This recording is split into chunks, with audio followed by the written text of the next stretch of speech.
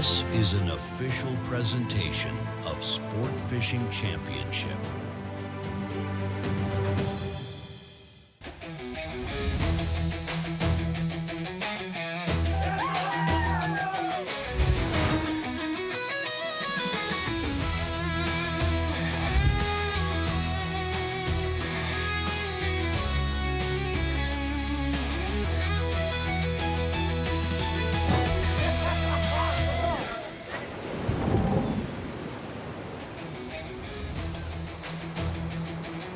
Here it is, the third and final day. It's Championship Sunday at the most iconic fishing grounds in North America. The Walker's Cay Open concludes today.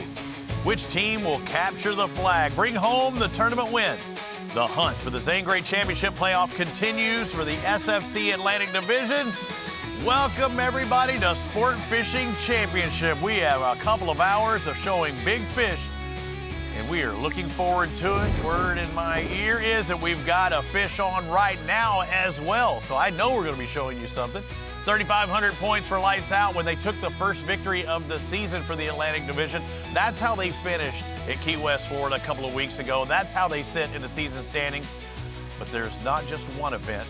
There are 6 events to conclude our 2026 championship season. They take the top 2 from the Atlantic and the Gulf Division, move to the Zane Grey Championship playoffs. I'm Robbie Floyd. This is the man, Peter Miller, with all the championships to his name, the host of Bass to Billfish back in the day. I used to watch you, the host of, Uncharted Waters. You've been doing this a while, and these waters that we're talking about with the Walker's Cay, there's really none better. We're seeing a lot of a variety. Look, if you're going to spend your time, practicing, and you're going to travel somewhere to fish, and you can fish that close to shore and catch grand slams, and then inshore you can catch bonefish, permit, and tarbot. So you can get grand slams on both sides, inshore, offshore, and it's really important, and it feels really good when you can catch these fish so close to the shore, and that kind of variety and a grand slam in a single day. This is what it's all about. It just makes you feel good. You're not running 400 miles to do it. So the payoff is great. And when you get back to the dock on day 1, boy, when you catch that grand slam and you're the first place boat,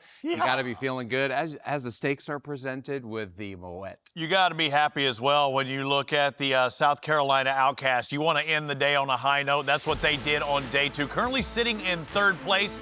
Here, going into day 3, end the day with a fish, maybe catch a fish to start the final day. I think that's their motto.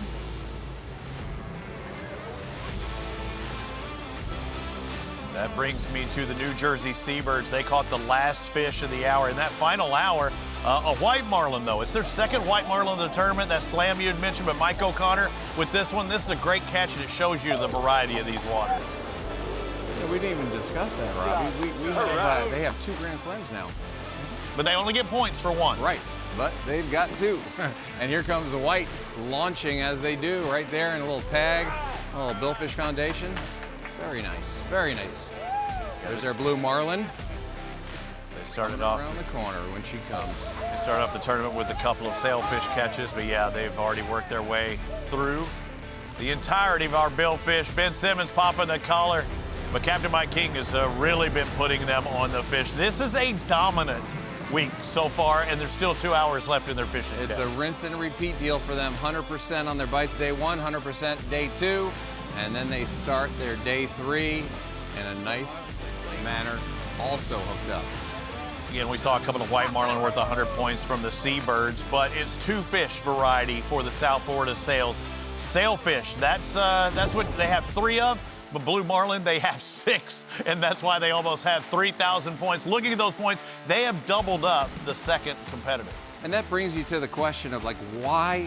What are they doing differently than everyone else? Well, there's one thing for sure. Their 100% hookup ratio is a big part of it. We talk about the consistency, and that is the ultimate, to be 100% 2 days in a row. They are definitely, that's tough to beat. Just like we saw earlier, they're definitely popping their collar when they come in each day. Again, back and forth from Walker's Cay.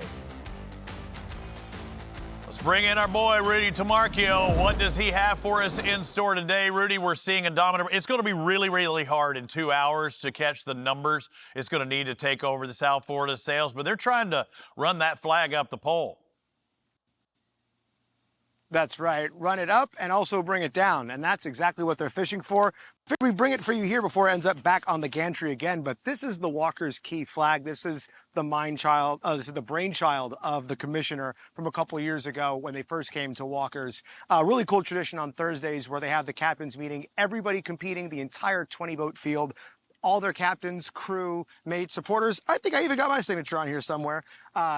To take it down and also take it home with themselves. So there's one copy that goes to the league offices, one that stays with the winning team, and another blank one just for posterity and for memory. So really cool things they're doing over here with Walker's, having a really special tradition. The wind is a little heavy, so hopefully it dies down by the afternoon. We don't want to see any accidents up there on the gantry. But other things going on out there today. Really interesting stuff from the scoring streaks that we're seeing. You mentioned, South Florida Sails are running away with this so far. They've broken a couple of their trends already with having an early marlin, but when you look at their catch stats, when you look at what times they're striking, we're pretty much in the meat of their progress, of their success. They've caught most of their blue marlin so far in this 2 p.m. hour that we're in right now. This is where they've separated themselves day after day. And really, they're not only chasing the victory, they're not only chasing the gantry, but they're kind of chasing history at this point because the SFC record for most blue marlin in a single tournament, I believe, is held by Greg Trenner and the former roster of the Third Coast Renegades. They did that last year, July 4th weekend, Pensacola Billfish Release Tournament, where Greg had 7. I believe they're on 6 right now collectively as a team. Lee Albardi's got, I believe, 4 of those 6. And then when it comes to New Jersey Seabirds, who are in 2nd place, they've got that other blue marlin that just came on the board. They're kind of the opposite. This is towards the end of their time. They actually broke a trend earlier today where most of their action was before the noon hour. So that fish at, I believe it was 12:45 or so, is hopefully a hopeful sign for them that they can continue that momentum to protect 2nd place placement. That's great information, Rudy. Thanks for that. And by the way, that blue is your color. You stick with that. For those people at home, when they hear the word gantry, can you explain what a gantry is? Sure. So I don't know the exact technical explanation for it, but what I can tell you is that anything that involves pretty much an I-beam of some sort, there's some sort of structure, is a gantry. Because I think of the Port of Miami, any port, but I really first saw it, I worked at the Port of Miami for a year. This was a long time ago now. But those cranes that actually carry your containers off of the ships in the ports, those are called gantry cranes. So that gantry, it's a really fancy flagpole in this case. It's just one that's really stood the test of time here at Walker's because that's the one thing that remains after all of the hurricanes that have come through. Gotcha. One last quick one, Rudy. You said they were in the meat, and they literally and figuratively were in the meat because when they caught the fish after each day, they came home and got a giant cowboy steak delivered to them. So they were in the meat, and then they ate the meat. So, that's where the elite meet to eat. I mean, that's all I've got to say. Quite the wordsmith there. Oh. The elite meat to eat. Yeah, I mean, thank you to A Cut Above Butcher. They're a shop out of Fort Lauderdale. They actually do a lot of provisioning for motor yachts that go back and forth in the Bahamas on charter. So they donated the tomahawk steaks for these guys. And Mike even said it yesterday in an interview. He's like, we're pretty happy with the one fish, but then we're thinking about that steak and knowing that if we do and catch more, we'll have another one waiting for us at the dock. So if they do it again today, they're 3 for 3 when it comes to the meat. And Rudy is very smooth at sliding in a little personal sponsor maybe mentioned. I think he might get the hookup on a tenderloin down the road from now. And hey, Rudy, we'll see you again. He's looking at him shaking his head. No. Hey, that was a nice job. I wish. Hey, we'll check in a little bit later, Rudy. Let's take a look at what this tournament is all about because we talk about boundaries. They don't have to go far, but they're limited to only 50 miles. Is that a combination between a boundary and a gantry? Boundaries. Yeah, we got a boundary, a banjo player. At 5 a.m., they depart each day, and lines are in at 8. Lines are out at 4. So it's a pressure cooker, It's 3 hours left in the tournament, and they've got 2 hours left in the tournament. They've got to make it happen. So who's ever hooked up, they got to get that fish in, redeploy, and hopefully they'll catch another. And they have to do it with ever-changing conditions. It might not be the same from day 1 to day 2 to day 3. With more, let's go to Chloe Turner. Thanks, Robbie. The conditions for Championship Sunday over at Walker's Cay are setting up to be pretty solid, just as they've been all weekend. It's another warm day there with temperatures around 80 degrees, and the water temp is going to stay at a remaining around 82 degrees. We'll also see steady 3-foot waves throughout the day, and that temperature combined with that tide with the low tide being at 2:45 p.m., is really going to help those bites stay active, just like we've been seeing for the last 2 days and hopefully for the last 2 hours of fishing today. So just like the temperatures and the tide, the winds are going to be pretty similar to what we've seen all weekend. These east winds holding around 16 miles per hour through most of the afternoon, with consistent gusts around 20 miles per hour. Teams are going to be looking for those current breaks around that low tide, and with these conditions, it should allow teams to move pretty comfortably offshore. And at the end of the day, it is Championship Sunday. Leaderboards can shift dramatically, but with the conditions of today being similar to the last 2 days, we can expect those top teams to continue to be able to execute their game plans, making it pretty difficult for those teams lower on the leaderboard to catch up. But anything can happen here on Championship Sunday. Robbie, back to you. Thanks a lot, Chloe. A lot to look forward to on this day, and we're going to be looking forward to this. Has been going on for a while now. Kenny had to get out that fighting belt. It's getting close. He's got something big. Let's find out what he has. Is this a 450-point blue marlin? You would think so.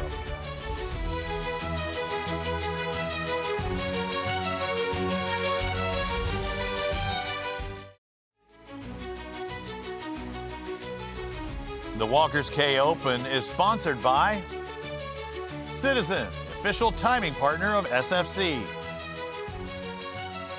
One Water Marine. The Nature Conservancy, conserving the land and waters on which all life depends. And by Denison Yachting. Let's make our move from Walker's Cay to Peter over at the big board. Our keys to success today on this final day of competition, Petey. All right, thanks, Robbie. Keys to success. You know, when you're out there and you have a fish that won't commit, that's been pretty common in this tournament. Sometimes you got to do something a little differently, and we've done it in the past, and it's worked many times. All the baits are on the surface, you're pitching baits, they're looking, you can't get a bite, and then they disappear. So what we would do sometimes is drop a bait right in the prop wash with a chin weight and let it sink back and let it float back freely as we were going 6, 7, 8 knots. And a lot of times when that thing changed compared to everything else on the surface, that would get the bite. So that's something you can try when they're not eating.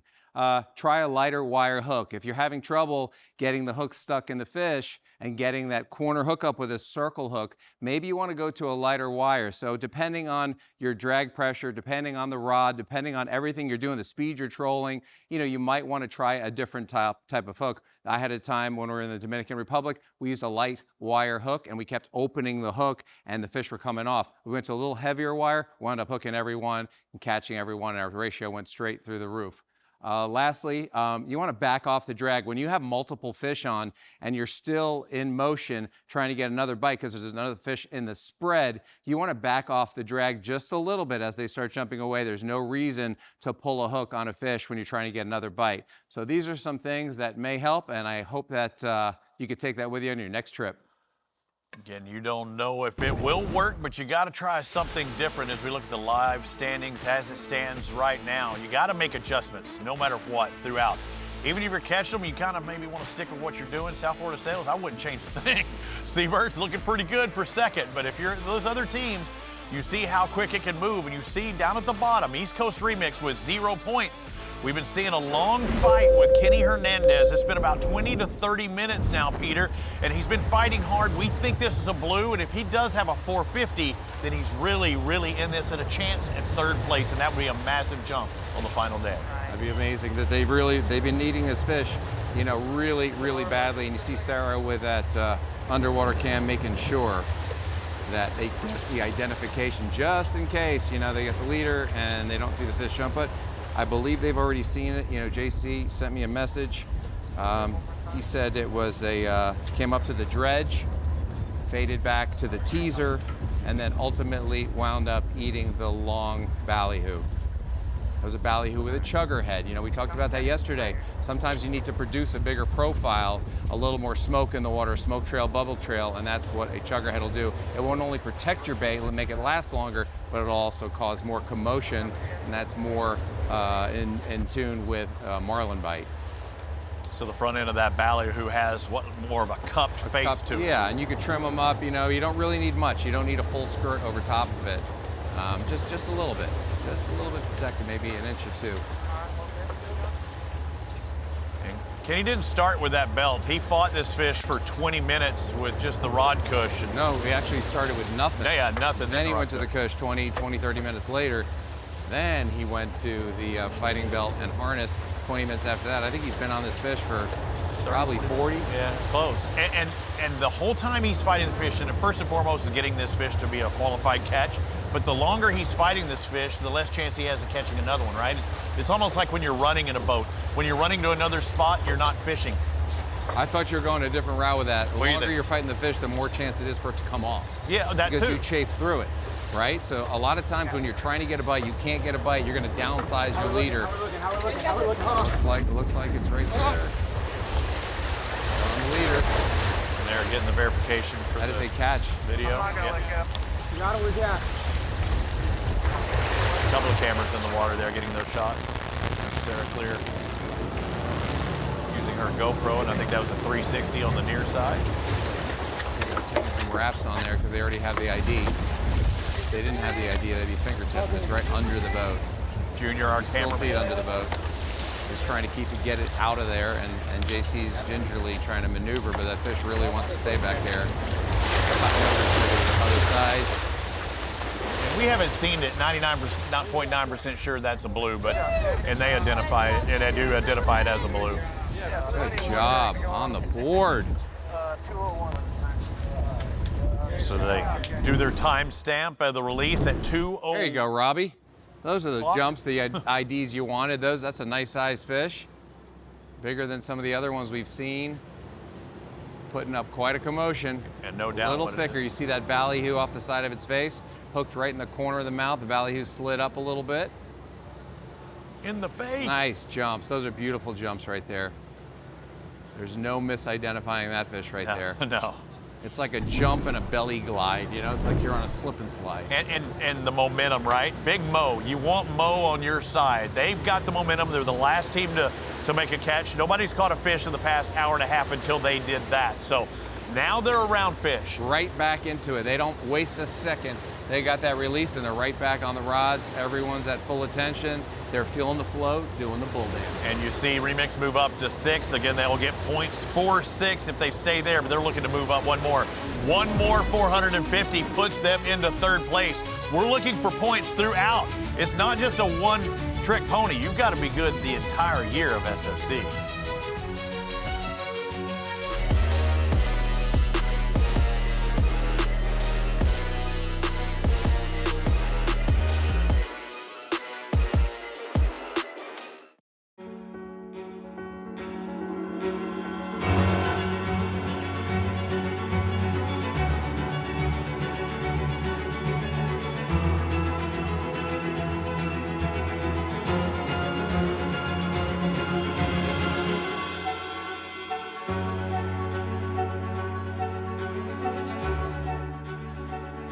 Walker's Cay, what a fishery, a locale, 53 miles northeast of the West End, Grand Bahamas, a 100-acre island.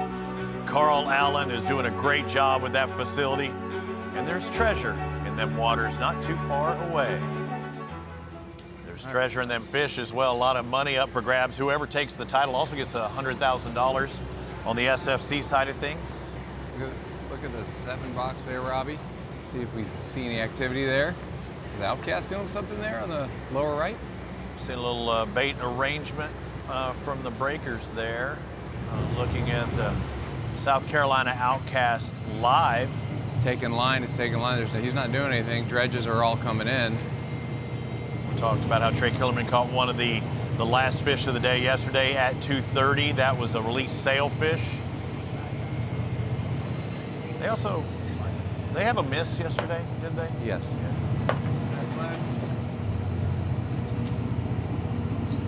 What do we got here? Well, I'd like to see it jump. That'd be nice.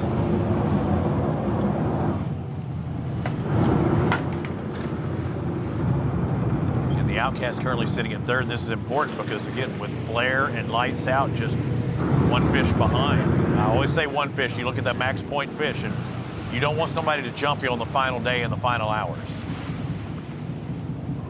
I mean, the way it's fighting, it's either that's the wrong.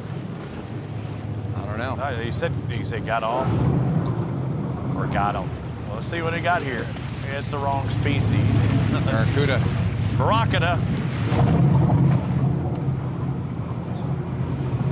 Well, that's not a billfish, but we do have a billfish report from this morning. We haven't seen this, Peter, and the first catch of the day actually on this third and final day at 9:43. They were hooked up not once, but twice. All right, we see the loading up there. Where's the other reel? Shows you how, Peter, you always say keep more lines in the water. That one's hooked. You got to fish until you can't fish. You know, that's why a lot of the boats are going to, you know, keep it in that forward momentum. You're going to bring everything in, and then you're going to quarter to the fish that you have on. And ultimately, if you don't raise another fish, you don't get another bite, then you're going to back down and bring everything in and get it over with. But you can also get someone that goes up to the bow as you're backing on your fish, because if you have a blue marlin that's going to be greyhounding away and you're backing after him, there's no reason why you shouldn't be on the bow with a ballyhoo out or two ballyhoo out, trolling in reverse. And this is our first hookup of the morning, the first qualified catch.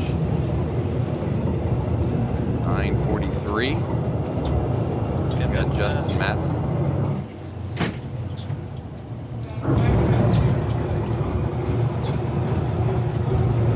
Trey Kimmerlin and Justin Matson both get hooked up in this second hour of competition today, so we'll see that strike. We know multiple lines were in.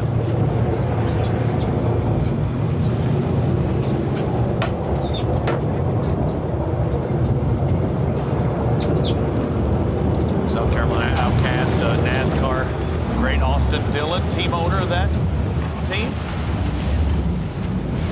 And there's a qualified catch. That's a sailfish. That's good. The other line looked to be that's very good. Well, the nice thing is when you've got one sailfish on, you got a second fish, you're pretty sure that the second fish is going to be either a sailfish or it could be a blue or a white, but typically a doubleheader sailfish would be more apropos. Now you can spend a little bit more time. And again, that was probably the first fish hooked up, but they're always the last to get in. Got to let them do their stuff.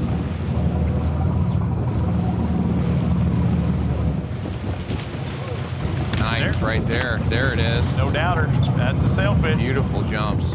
So 75-75, a quick 150 again in the second hour of fishing this morning. Dakota Hawkins with the baits down there, keeping everything sorted, and also with the video verification, if need be.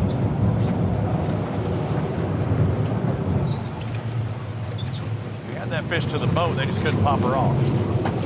Yeah, sometimes those leaders are tougher than you think, and if they're hooked with a circle hook, you know, there's no chafing at all, so you got to pop it.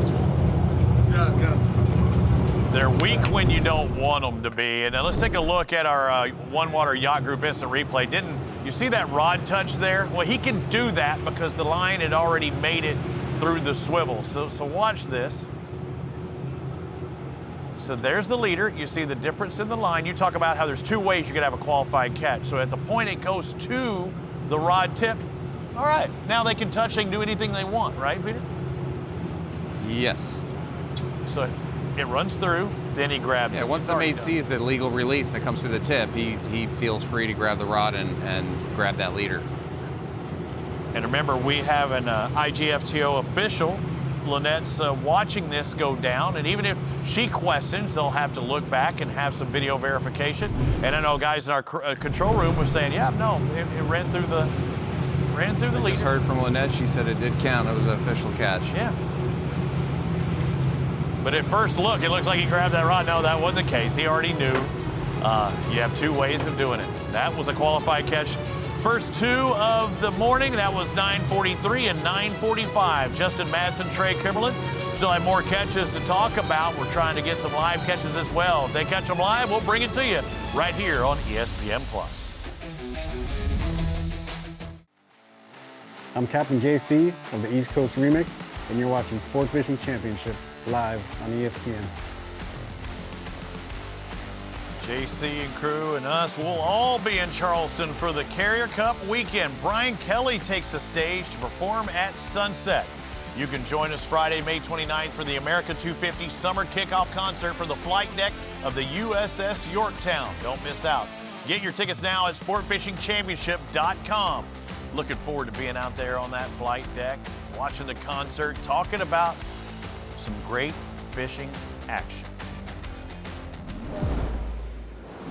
What's up, y'all? It's your boy BK, and I'm so honored to announce that I will be headlining the America 250 Summer Kickoff Concert live from the flight deck of the USS Yorktown in Charleston, South Carolina at the SFC Carrier Cup presented by Hook.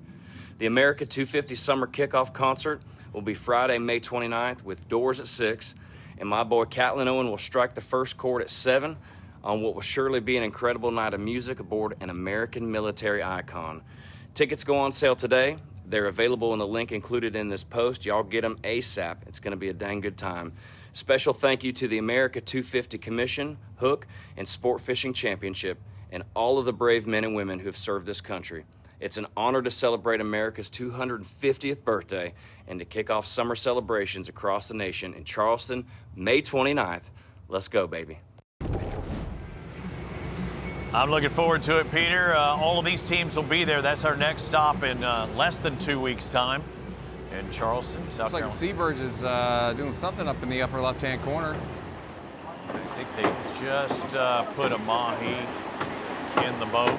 I got something else. Typically, you know, mahi do swim together, so it could be another mahi. I know they just caught one. It looked like about a 15-pounder, a pretty decent one. You would think this would be another mahi. But maybe. That one was going back for grub, too, because remember, they got to eat.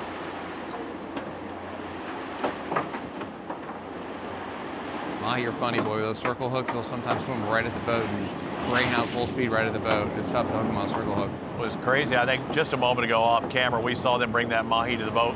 There's more mahi around. They literally are in swarms or in packs when you bring them to the surface. Swarming Norman Schwarzkopf.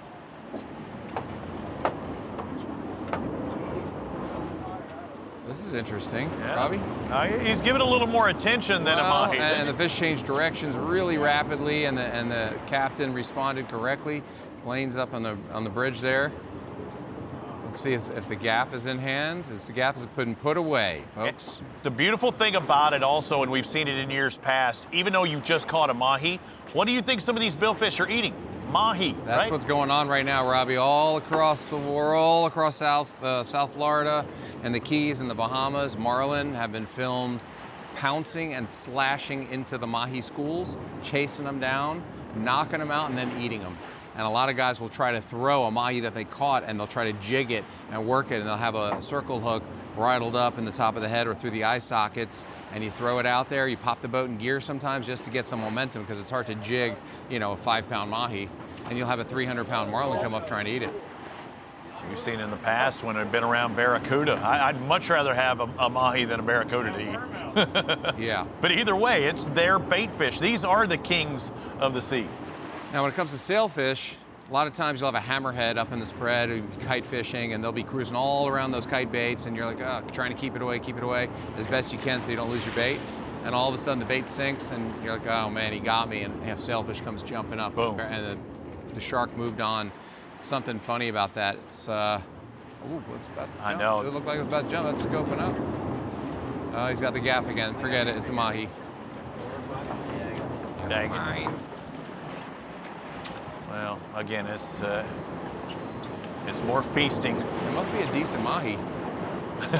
No, I'm serious. The way they're taking care of this. I mean, they're not like, hey, let's get back and do what we got to do. Maybe this is a shot at a championship fish. I saw a guy yesterday catch a 65-pound mahi in South Carolina. Really? Yep. Well, that's where we're heading. On a single engine outboard. He gaffed that thing with a 5-foot gaff, swung it in the boat, and that thing was as long as you've ever seen. Robbie. Yeah, 65 is huge, and I'd have my money again. Maybe you win the championship fish. You've been doing definitely. You've been doing that promotion for it on Sport That's Fishing right. Championship. Sign up. That is a winning fish for sure. I mean, that's probably the biggest you've ever seen, right? We caught like 60, 62 in Venezuela many years ago. Even had it mounted. I remember we had them laying behind the boat like logs, like 40s, 50s, and 60s, like a school. Yeah. But they were giants. And I remember putting the rod in the holder because I wanted to catch the next one. And they were jumping in the air, 50-pounders, and they would chafe off. because we were trying to get the biggest. Last time I caught a dolphin, it's actually in the Bahamas, but it was a little chicken dolphin. I mean, it would have eaten, it would take 10 of those for even a good sized bait. This has got to be. What is going on? This has got to be either it's big. another mahi, and if it is, it's a good one. Or it could potentially be a yellowfin tuna or a blackfin tuna. But I think it's, since they just caught a mahi, it would seem to reason that it's another mahi. It's but something that's probably either going to pay money or points one way or another, whether it be on the local side, because there are 20 boats in the Walker's Cay Open as part of the local tournament. We're the SFC. We have Hour 7. We are talking about Hour 7, but on the local side of things, they have their Calcuttas, their dailies. This could be worth thousands of dollars if it's the right size fish. And then you watch that rod tip to see if it's twitching. It did. I think that was line slip more than anything. No, I mean earlier I saw something. Let's scope up here.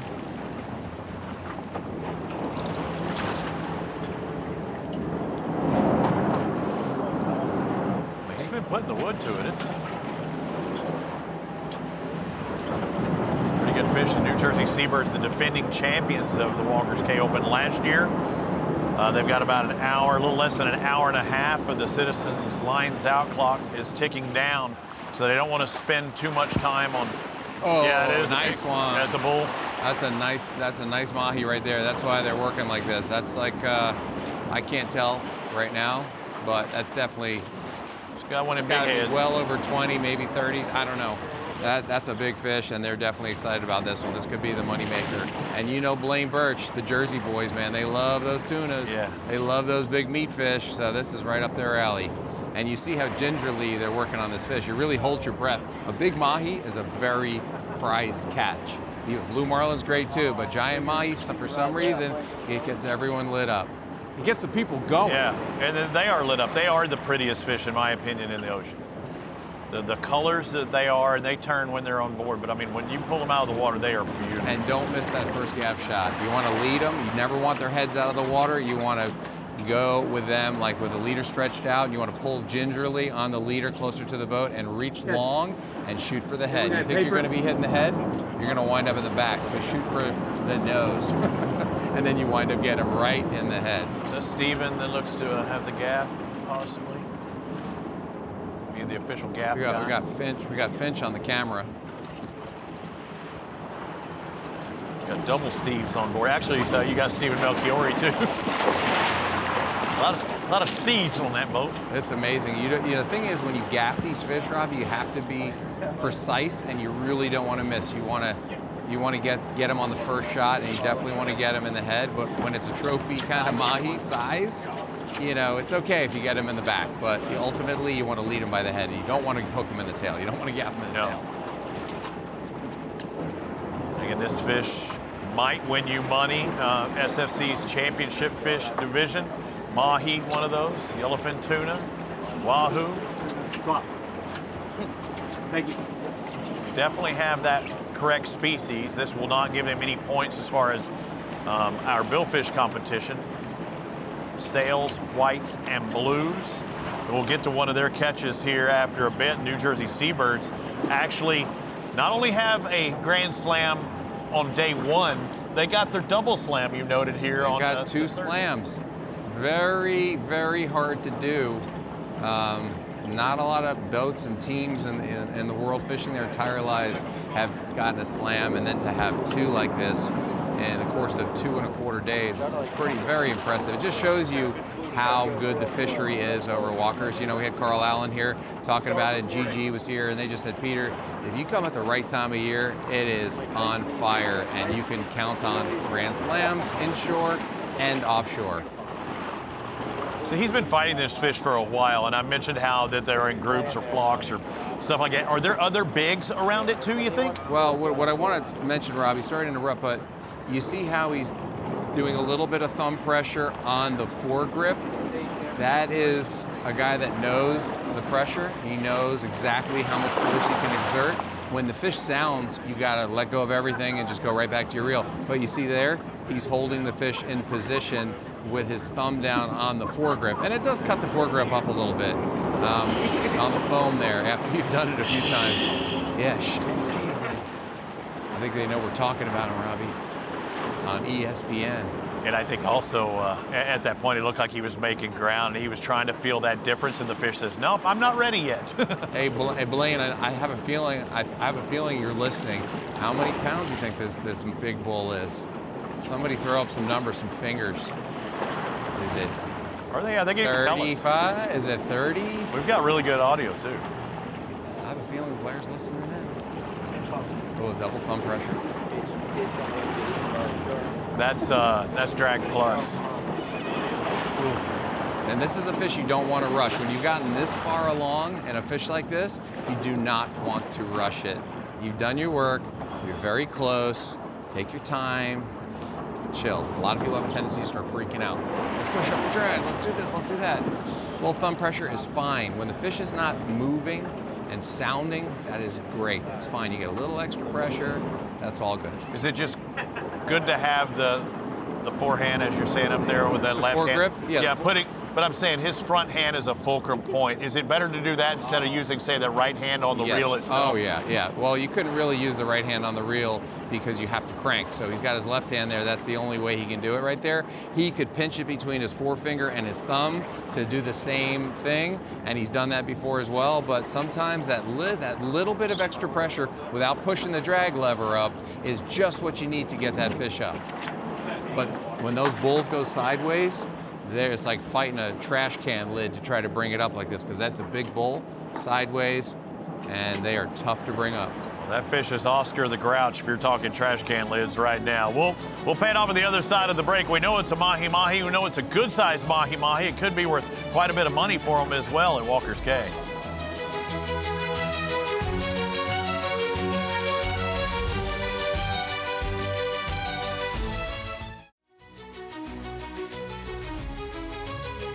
The Walker's Cay Open is sponsored by No Rivals, Billfish Conservation Project, Guidesley, official booking partner of SFC, and by Ticket Socket.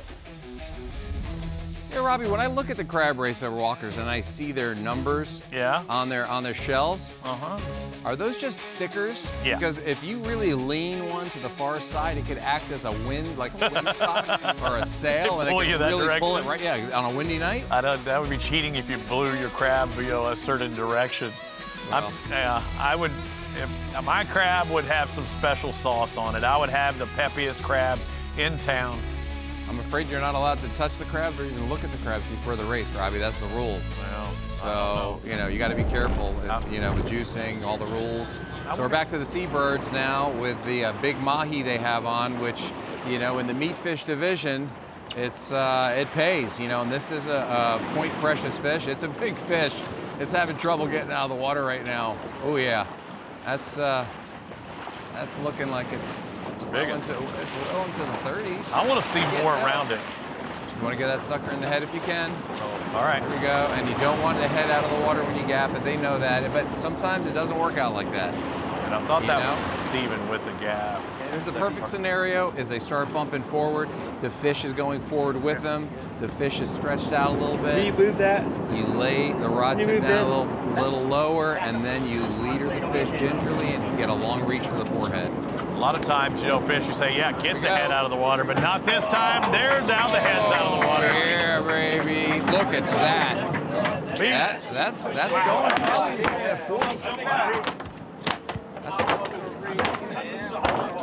Actually, I think that was Jarrett that actually got the gaff.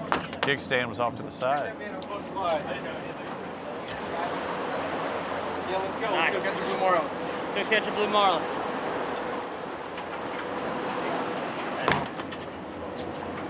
Well, that could pay him some cash. Woo. The heaviest right now is 22 pounds. That beat it, Peter? Oh, heck yeah. That's going, that may go 40. Maybe 38, I don't know. A good way to test a mahi like that if you don't have a scale is you take your hands and put them close together and you grip the forehead there, and if you can get two hands and they don't quite go past the forehead, it's usually a 50, but Well, let's talk about one that pays points. The other one might give you a little cash today. This one can give you some cash today as well. You get into that top 3 because it's $100,000 for the win, 45 for the runner-up. Third place is 35. They're going to finish in the top 3, I feel like it. Right now, currently second. This is at 12:45 this morning on the final day. But just trying to put more distance between themselves and the outcast. Fish on, love those words. See the squid chain coming in, pink in variety. Just let the fish do the work right now, Peter. Now you get to see who fights it. That's Mike O'Connor.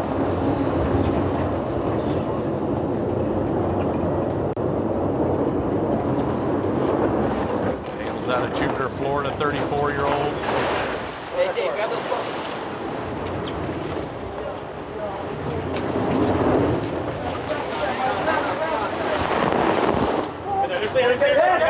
Oh, getting power reeled. How quick was that? That's why the 50 Holy smokes. Let's go, boys. Let's go. 1 minute tomorrow. That's why we do the 50. You right? Again? Dude, you're getting your ass beat by swivel.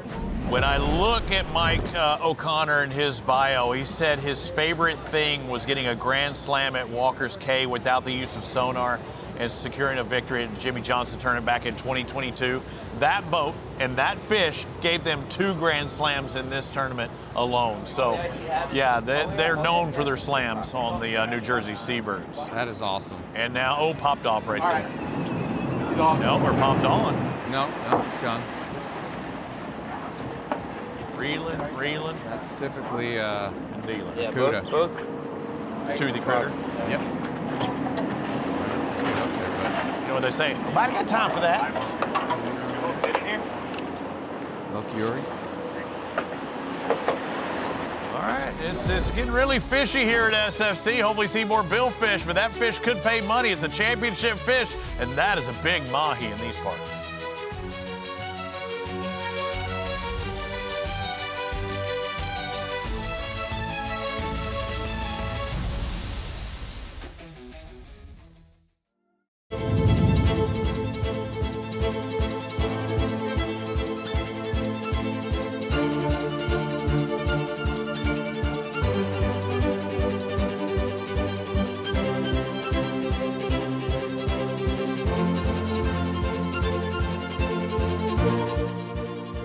What a facility, what a fisherman's and angler's paradise Walker's Cay is. Walker's Cay opened the second Atlantic stop of the season, our second overall for the year.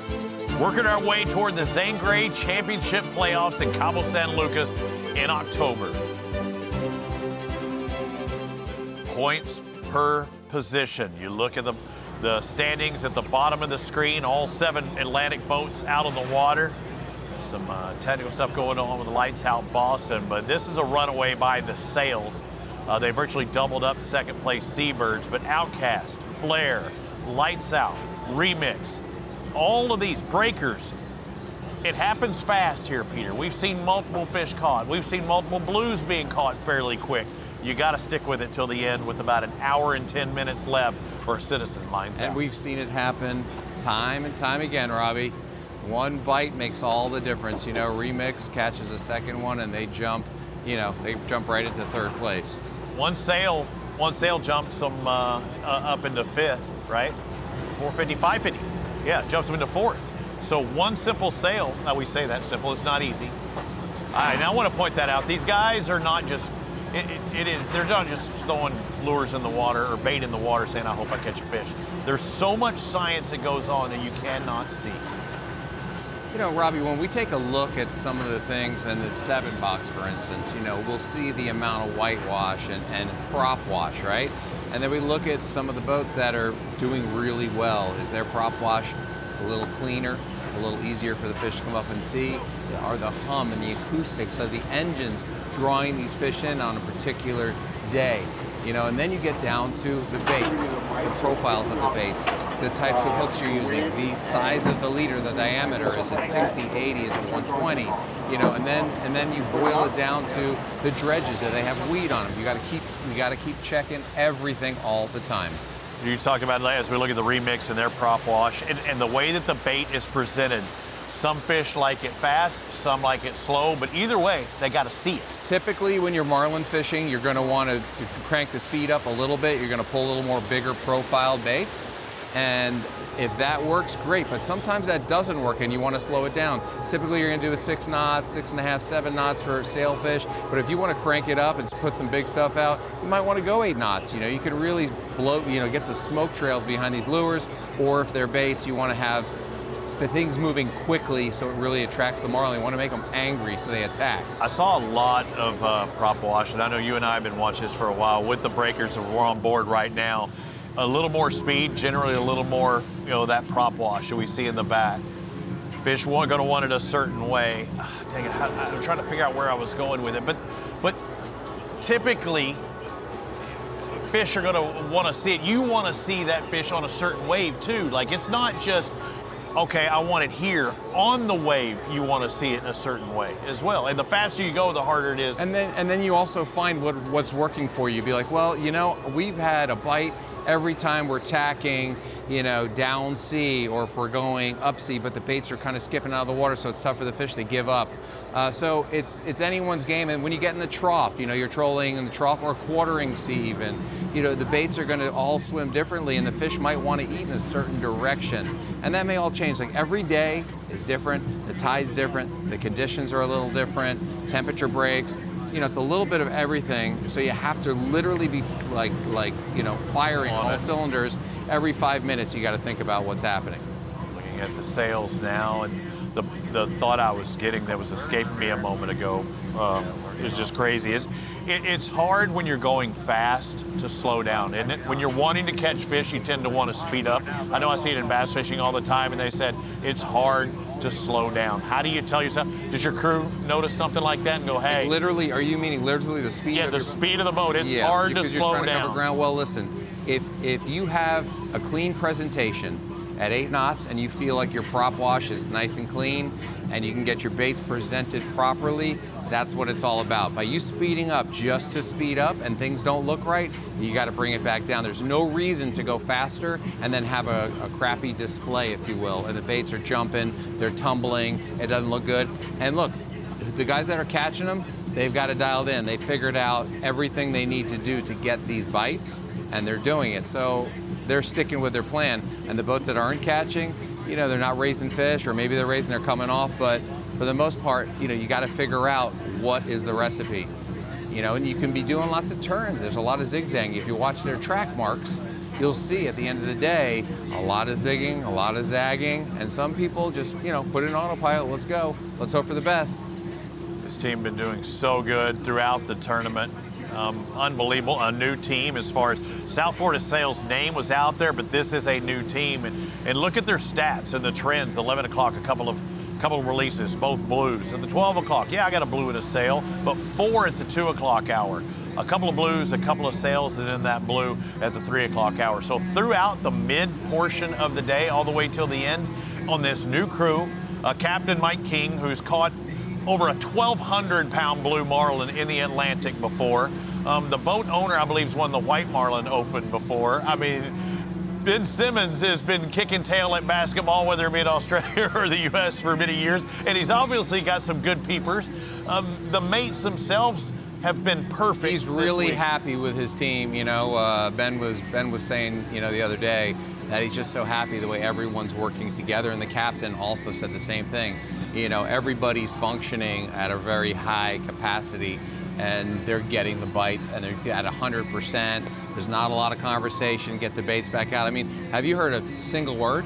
No. They don't need to. It's more like, yeah, we got one. There's another one. We're on the board, got the single. Very, very business, in the pit, and that's what it's all about. And this team is, they're here to play, and they're here to win. Who would you compare them to, say, on the Gulf that we've seen the past few years? Compare them to anybody as far as the calmness? Anybody else? Here, I'll give you Well, my I mean, cheat you know the sheet. Texas Lone See if anything Stars. jumps into your I mind. mean, I know the Texas Lone Stars That's what I was thinking. have that calmness, and they're at full attention at all times. You know, everyone has a rod in their hand. Fairly quiet. Yeah, and they all of a sudden they start creeping up, and it's like sailfish white, and then blue. So I think they're doing everything right. I mean, they're leading by 1,500 points at this point. And who won last year's championship? It was Texas Lone Stars. So something to be said about taking care of business and not getting crazy out there. South Florida Sails with almost 3,000 points on their day, and they're looking for more. They've got about an hour left of this fishing tournament. I'm Trent Bonifay from the South Carolina Outcast, and you're watching Sport Fishing Championship live on ESPN. And 2 weeks from now, the SFC Atlantic Division heads to Charleston, South Carolina for the 2026 Carrier Cup. From May 29th through the 31st, Peter and I will be on site calling the action from the flight deck of the USS Yorktown. Catch all the action on YouTube and ESPN Plus all weekend long. I'm looking forward to it. We are going to be right there, Petey. It's going to be an exciting stop there, Robbie, for us. You know, the 250th year, the signing of the Declaration of Independence anniversary. This is incredible stuff. Who thinks this up? Well, are we the mid-third quarter, or is this the fourth quarter in the football game? I would say it's the fourth quarter, start of the fourth quarter. Got to make something happen. Need a touchdown. I agree. South Carolina Outcast, currently right now, if you look at that leaderboard, sits in third. They want to catch more fish to distance themselves from the flare, because the flare is a blue marlin away from jumping Outcast. Lights Out can jump Outcast. Remix can jump Outcast with one fish. It's anyone's games. It's anyone's game, I should say. We're not playing games here, Robbie. This is important.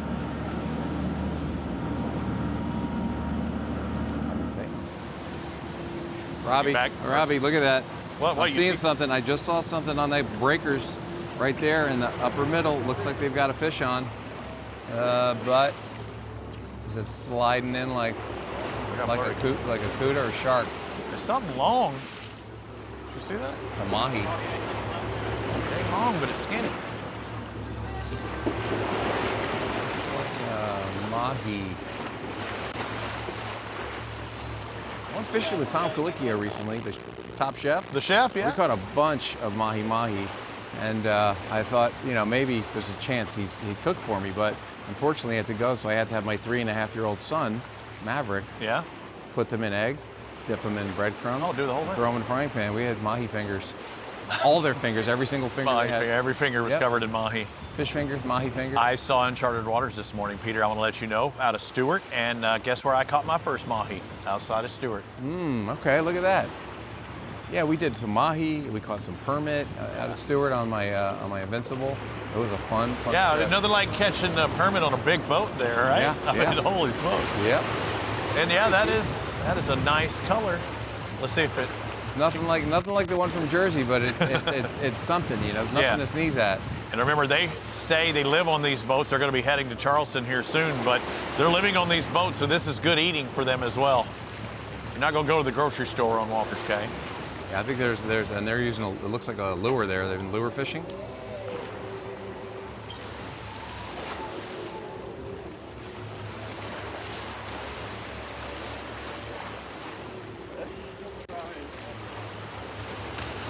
Almost got her.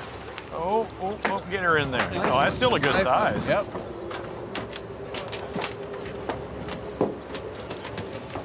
That's 16 pounds right there. Yeah, you see it turn color. It was green in the water, now turning blue. It's going to change. It's going to turn a different color when it hits ice. Yeah, it's incredible how quickly they change color. And when they go to eat, they get black bars, believe it or not, on their sides, about 4 or 5 inches apart. And then once they get in the boat, and then all of a sudden they turn bronzish, yellowish. Keep making their way now with the breakers. This is not the fish they're looking for, except for dinner. They're looking for billfish. And a new team to the Sport Fishing Championship, and they know that the Citizen Lines Out is 56 minutes and ticking, and they need to catch some billfish. A couple of fish could move them up one more spot, and This new team led by Captain John Bowen. I got to sit down with John before the season started and got to pick his brain just a little bit. John Bowen from New Jersey. I grew up fishing the waters there, and I knew this was just a career I wanted to take. And I did. I mean, I did everything I could to make it happen. I fished a lot of charter boats, ran a couple head boats, and finally worked my way up to getting on sport fish, and been there ever since. Captain's license for 10 years, but been fishing with Paul for a couple, or his boats and a couple of different boats at that? I've been with Paul for coming on 2 years now. When I was with him, he had was running the 61. He did purchase the boat now, the 66. I was going into the yard for the refit, and yeah, the 61 sold probably a year ago. We're getting everything's all finally squared away with this new boat. Yeah, some retrofit stuff. Tell me about that and what's new on this boat, and how are you looking forward to it? New, I mean, we gutted everything. Fuel tanks, added the Seakeeper, put the Omni in there. The engines got rebuilt, repainted, 2 new generators, and then all the wiring was ripped out, all the plumbing. There was everything down to the heads. Did they ask you for your choices? Did you get some input on that? I did put some input on there, yeah. Yeah, there was a lot of wanting this and learning why not to do that and get this, and yeah, there's a lot of my says, but then Blackwell, I mean, those guys were great. They really steered in the right direction. They did a great job with that boat. El Bendito is the boat. Tell me about it. So El Bendito, I mean, 6 foot Blackwell, built, I think it's 2006, 7, whatever we want to call the finish date on it. Yeah. She's a beast. She runs 32 knot boat. Weather don't slow her down. It's a good boat. I love it. And El Bendito, a name that we've heard. That boat has been around with a lot of success on the Northeast. Now looking for success. We're looking live, our POV, and now our cameraman, Mike Blout. What does he have? Let's hope it's not another mahi. Let's hope it's a billfish. It's a pretty solid bend in that rod, and that's a stout rod. But I mean, it's either a nice size mahi. I'm hoping for a billfish, but it needs to be seen. You see the citizen lines out. That is the time at which they have to have their lines out of the water unless they are currently hooked up, and then they can fight to completion.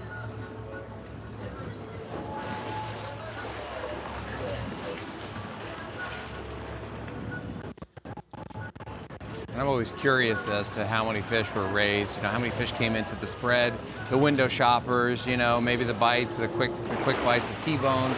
When they bite it sideways, they don't get the hook and they swim off after that.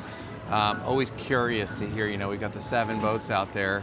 And we know for a fact that, Florida Sails, they've caught everything they've seen, other than that big mama that came up with the smaller marlin yesterday. They had 2 marlin come up, one, 500-600 pounds, and then a 150 pounder, like a buck, it's bass fishing. You got the big female and the small ones hanging with it, like snook fishing. Those big females and the little boy snooks are hanging around her. Let's get the Windex. South Florida Sails has 9 billfish releases in 2.5 days. And then we've got the mahi bite that seems to turn on. And this is a well-known spot for mahi and tunas and wahoo. Very well known for wahoo. I just still can't believe when you catch them, they go, wahoo! And then when you take your first bite, that also happens. You'll say the same. Yeah. That wahoo is some of the finest meat ever. You put that, we talk about it. You put it on the ice, put it in the Yeti, throw ice in there, and then as soon as you get that fish in there, you bleed it prior to putting it in there in the cooler, and then you throw salt water, a bucket of salt water in there, and it takes the temperature of the ice down 7 degrees, making it even colder. You freeze that meat, you get it nice and tight, and you want to eat it the next day. Let it sit 24 hours in there. Sashimi Town, USA. A little jalapeno pepper, maybe a little. Sounds like you've done this before. Oh boy, I get fired up. And a little.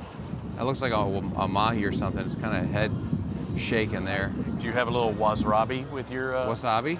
Well, I call it wasabi. Looks like a chunky mahi.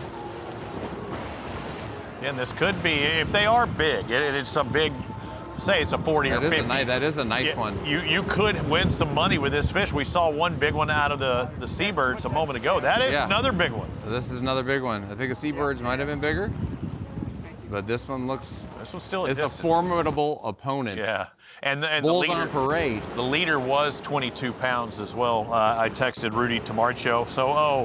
So if one is weighed in, I've got the report. Our Scoops McGee said the Mahi Calcutta is $8,100 if nobody weighs in a wahoo. So it's a carryover, but $5,400 if one is weighed in. So this could be a $5,000 fish. That's a lot of money.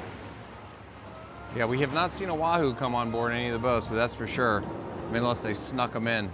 But we're 7 of a 20-man field as far as the local side of it too. So, yeah, you're right. Somebody, if they don't catch a wahoo and it carries over. Don't you find it funny that all of a sudden we're seeing this mahi bite and some of them are real big?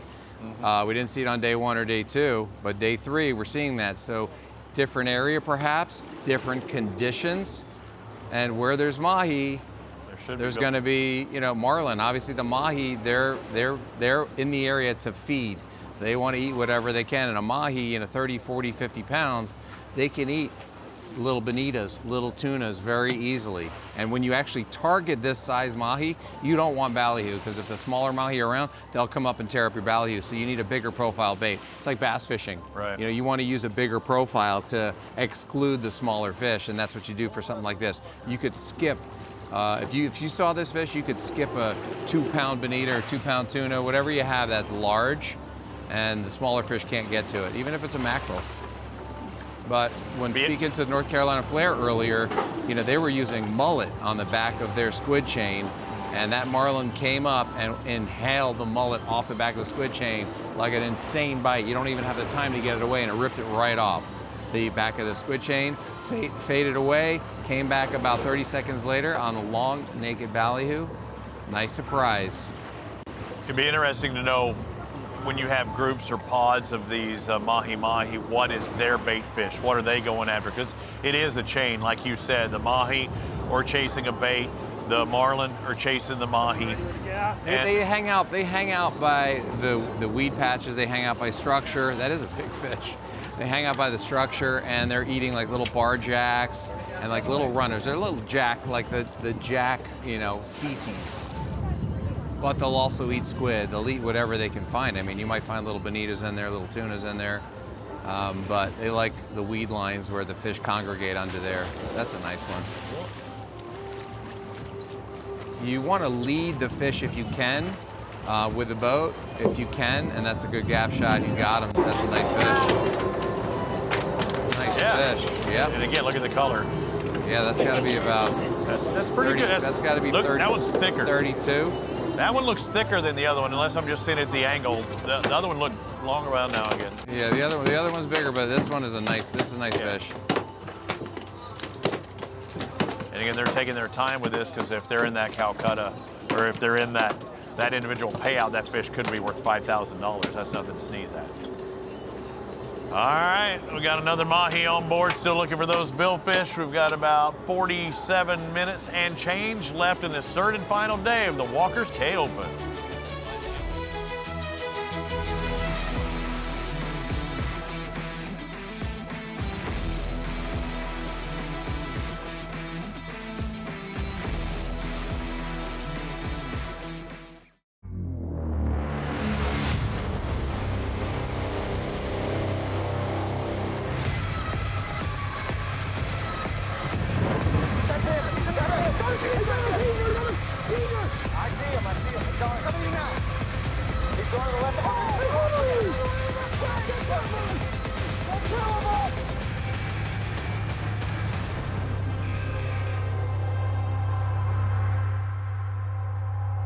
The Walker's Cay Open is sponsored by Hook, official jersey and performance apparel partner of SFC.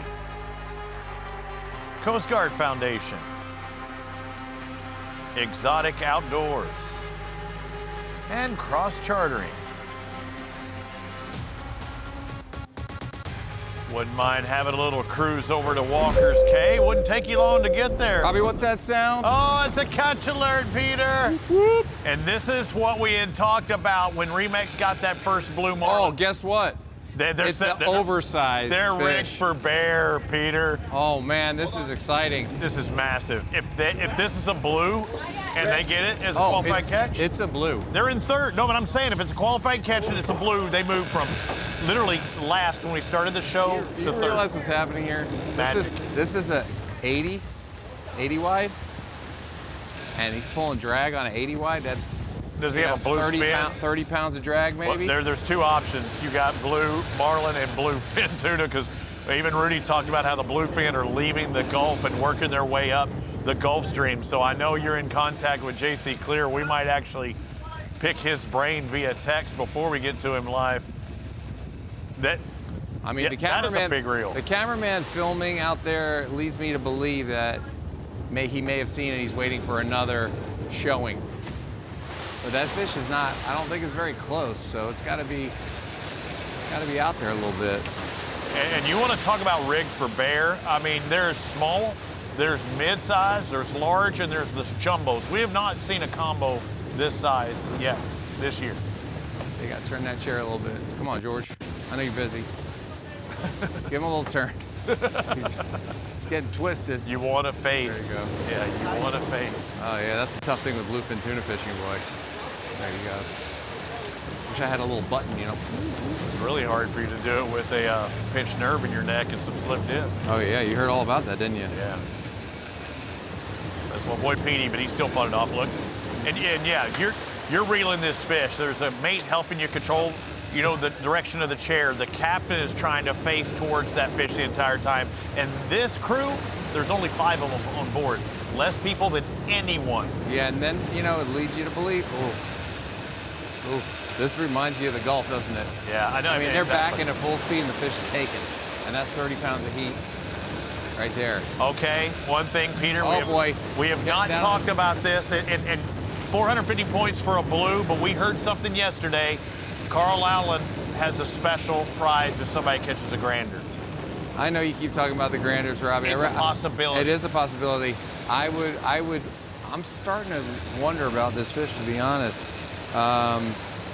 So what I think it most likely is a blue, but it could be a bluefin tuna. Yeah. Like, you know, these are the only 2 options. Peter, I'm here to talk about the possibilities, and let's talk about the possibility if it was a world record type fish in these waters in the Atlantic, and it is over 1,000 pounds. Carl Allen is giving away over $1 million, I believe, for the person who could catch it off of these shores. Hell, they'll rate this going. It could be out there where that other boat is. His fish is. When you're yelling, get out of the way to a boat that's about a half a mile away, you know you've got a little bit of line out. You got a little bit of string out there, as they say. Dude, it's a fucking huge blue. I know when we get contact with Rudy Tamarchio, we'll get a better pick on that number, and he could talk about it more. But whatever this is, it's big. And they are pushing back. When you see the water, like, you know, doing that, they're closing ground. He's reeling because that boat is moving closer to the fish. But we've seen that fish taking ground as well. Taking line. Robbie, this is there it is. This has got me like gasping for air. Love I gotta be this. honest. I'm so fired up watching this. You know, they work so hard to get to this moment. Everything culminates like getting to this moment where you actually have a big fish on, and you travel all the way to Walker's, and you've been pre-fishing and practice fishing, and, you know, supplying the boat, outfitting the boat with everything, and just day in and day out. It's a super grind. Beautiful place, beautiful sport. But the work that they put in to get here and the money that they put in to get here, this is the payoff right here. This moment is so big, and it leaves you with the best feeling in the world when this happens. And I'm just hoping that everything goes well. Kenny Hernandez with the last catch here. He did that at 2 o'clock. So we said at that time they were 1 fish away from jumping into third, and I want to point that out too, Peter, because yeah, they are hooked up. They think it's something big. If this is a blue marlin and it takes forever, then you're also looking at scenarios of other people catching fish and maybe landing that fish quicker than East Coast Remix. I know you got to take care of what's in front of you, but if one of these other boats, say, catch a blue marlin and get it in first while you're fighting this jumbo, that can hurt a little too as well. It'll sting. Because so you looking at the thrill of victory. If this is a blue marlin, they get the points. Well, I'll tell you, Robbie, if you're going to do anything, you want to do it on this type of setup. You don't want a little sailfish rod or a white marlin rod. To me, I mean, it feels like it's a big blue marlin. I'd like to see, what led up to this moment. If we could somehow gather that footage, if we even have access to it, we were sending this live to the satellites back to us, and I wonder if we can do a little rewind if it's even available. Before we get to that, let's talk to Rudy Tamarchio. Rudy, the implications, as I've been, checking out the scoring, I was like, okay, this is going to get really tight, but this is the team that can really make a difference. If they can jump up into third, it's going to change everything, but still a very tight battle for the season. This is such a move for Remix to land this fish because they were sitting third in the season standings after Key West.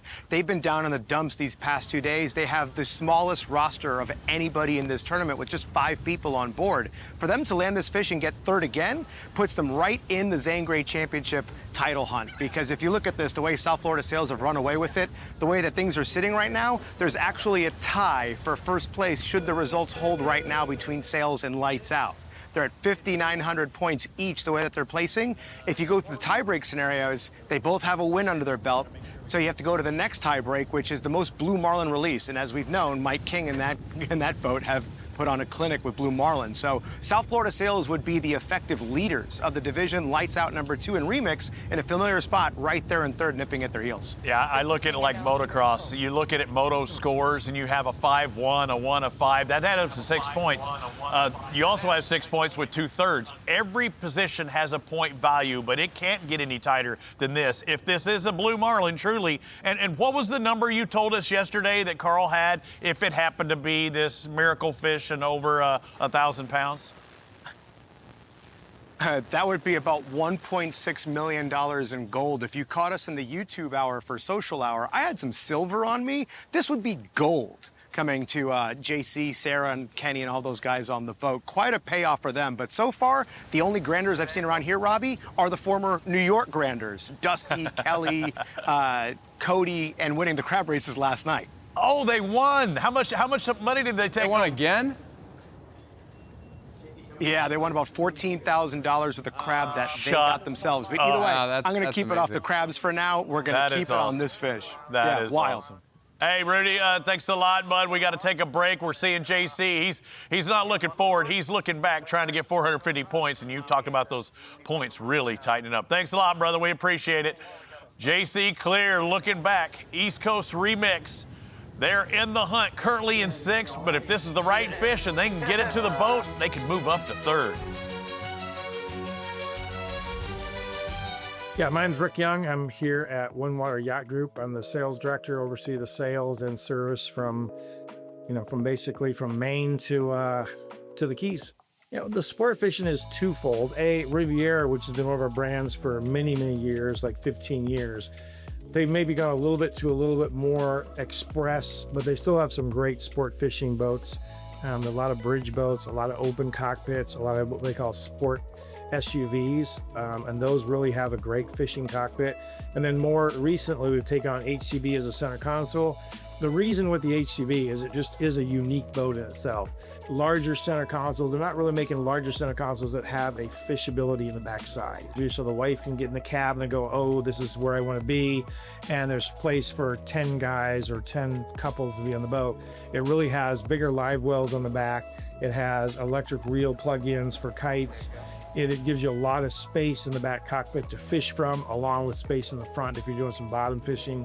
Just a lot of extra space you don't get on, say, a traditional sport fish. So there's just different ways to tailor it. We have a fishing version and we have a tender version, because a lot of the customers here are buying these boats to take as their tender to their super yacht so they can fish where their captain's moving. We can't make a dealership off of one sale to one customer. We have to make a sale off of making relations with those customers. that continues. So we got to service the boats correctly. We also have to have events. We're doing a rendezvous every summer where we take all of our customers out to the Bahamas and teach them how to boat in the Bahamas, teach them how to fish in the Bahamas. And those kind of events keep people within our brand. Well, we're sitting here in Bradford, we have about 10 boats in stock. Just around the corner at Dania, we have about 20 boats in stock. And at our service center for HCB, we have about 10 boats in stock. So I would encourage you to come in, meet with one of our sales executives, and have them kind of take you out and show and touch and feel the boat and really get a feel for what that is. After you visit us at onewateryachtgroup.com, make sure you come down and visit us. We're here at Bradford Marine, which is great. We're here at Dania. We also have places in the Northeast from Wilmington to Charleston, all the way up into New York, and all the way down into Miami. So please stop in, come see our boats. HCB, Riviera, Sunseeker, and Absolute are the greatest boats. You really have to pick the line of boats that are the top tier in each brand. So look forward to seeing them.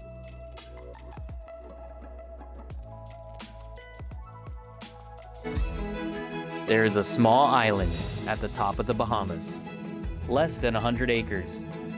No hotel, no road in, just reef, open Atlantic, and water that drops 1,200 feet, 8 miles offshore. For serious fishermen, it needs no introduction. Walker's Key has been the epicenter of offshore sport fishing for nearly 70 years. It's been leveled by hurricanes, left for quiet, and brought back by the people who refused to let it disappear. The boats came back, the crews came back, and the fish, well, they never left. Welcome back to the SFC's Walker's Key Open. And the Blue Marlin are here this week, along with the Whites and the Sails. Walker's Cay Open, this third and final day with just a touch over 30 minutes left on our Citizens lines out. And boy, the action is starting to heat up. A team that was in last place coming into this third and final day has that never say die attitude. Team Remix got on the board with a Blue Marlin earlier. The catch alert is because they are hooked up, and they are hooked up in a big way. They've got a big rod and reel combo ready to get this fish to the boat. Curious to see what this looked like when this fish came into the spread.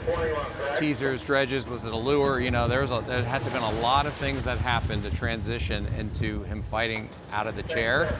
It's a lot of heat on this. And with this boat, there's only 5 people: JC, the captain, Chandler, Sarah, Kenny, and George. It happens quick, but there's only so few of them. Let's take a look at how it happened with this quick instant replay by One Water Yacht Group. Snap out there on the one teaser.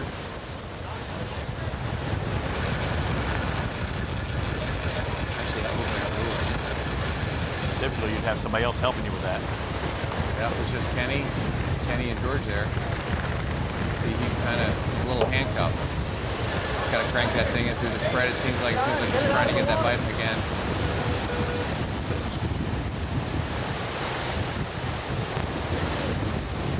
It looks like a lure coming through the spread there. Left short. Left short, left side. Let's look. Watch that lure coming in. Smoke trail behind it. Ballyhoo getting out of the way. They don't want that ballyhoo to get bit, they can tell. Big enough. Watching the left side. All of the teasers are in. Where's the bite? Oh, right there. I thought I saw it near side on that left side. Kenny's got it on the left side.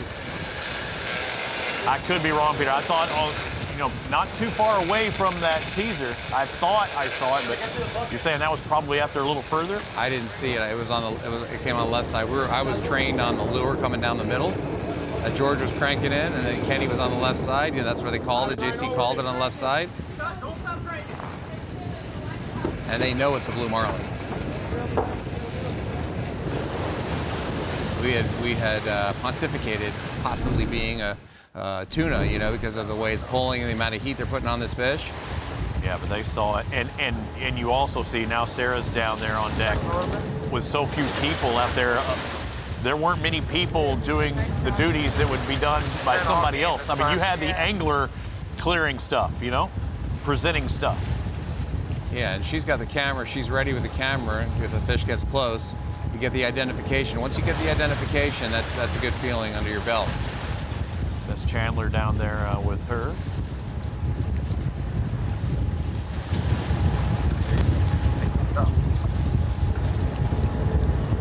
So in the fighting chair there, you're basically, standing up and leaning your body back with your body weight. So it's kind of an up and down carnival ride. And when the fish is coming at you fast and you got to take up slack, or you just want to keep a slight bend in the rod, there's not a lot of standing up, so you're kind of sliding back and forth at that point. But when you're trying to gain this line, especially when they're down deeper, you're standing up, squatting down, standing up, squatting down. Every 2 cranks. Let's see. 1, right there. 2, there you go. Junior, our cameraman, doing a great job getting the scoop. You see the camera's close. They know it's near. That fish is not too far away. They need to make it a qualified catch to get those 450 precious points.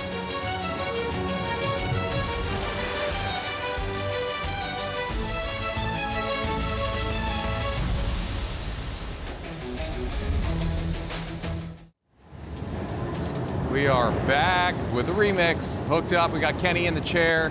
He's got 30 pounds of heat probably, something to that effect. You hear it crackling off the reel. Came up into the spread, violent bite.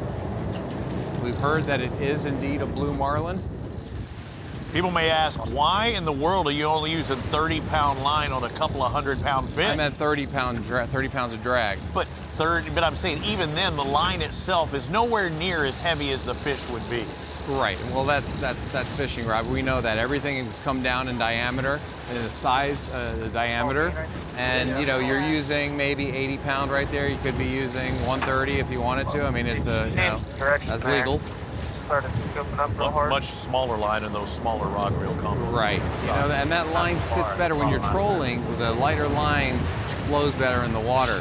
The 20-pound, the 30-pound. It's very rare that you're going to have, something more than that when you're trolling. You're going to have, that setup there, and then you're going to pitch with a larger setup. When I mean pitch, you're going to deploy a bait, bring the teasers in, bait and switch, pitch a bait out, and you're going to have a bigger setup. This is a big setup. This is meant for the big girls, big tuna. This is a big man with a big rod and reel combo. It kind of reminds me of a Gulf Division event, but we're in the Atlantic. During our break, we actually got to talk to JC earlier. A lot of geese. Good job, Kenny. Got a blue marlin on here. Second one of the day. Got a little mark on the screen. He came up on one of the lures and faded away, and then came back on the lure and ended up eating the lure. So we got him here in about 10 minutes. Try to get him to stay on there. It's an important one for today. Awesome, thank you. He's right here, Kenny. Keep it on, Kenny. Right here, Kenny. The fish is here. They're about to touch the leader. Keep running, keep running. He's got the leader. That's the official catch right there. It's before catch see it. He's going under. He's right here. He's right underneath. He's got it. They already got the release. They got it on the camera. He's got the leader man pulling on. There you go. No doubter. Nice. Oh, yeah. And that emotion, Peter, you talk about it, the momentum, and there's still time, 24 minutes. I mean, wow.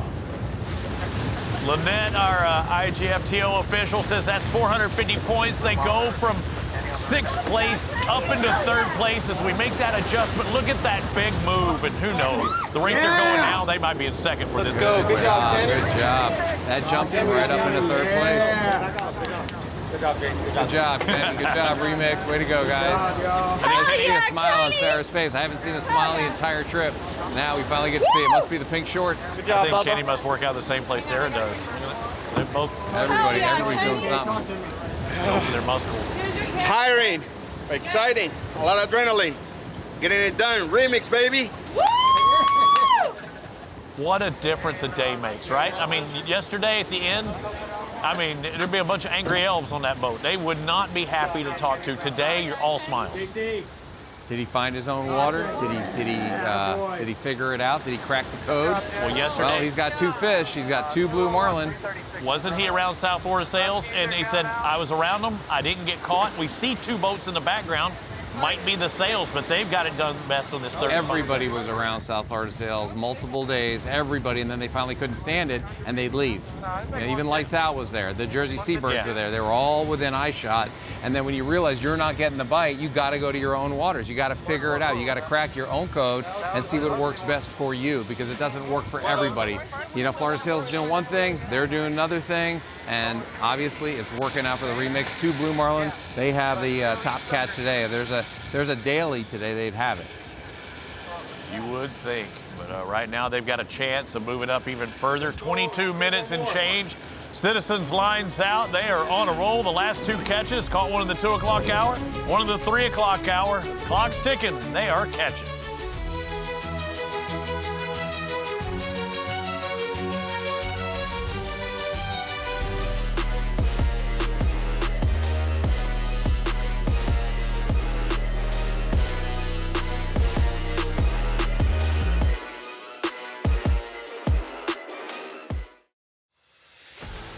Sign up for SFC's Championship Fish Division for the chance to win cash. Represent your favorite angling club and compete across 4 different categories of meat fish: wahoo, yellowfin tuna, swordfish, or one of those bad boys right there, the mahi-mahi.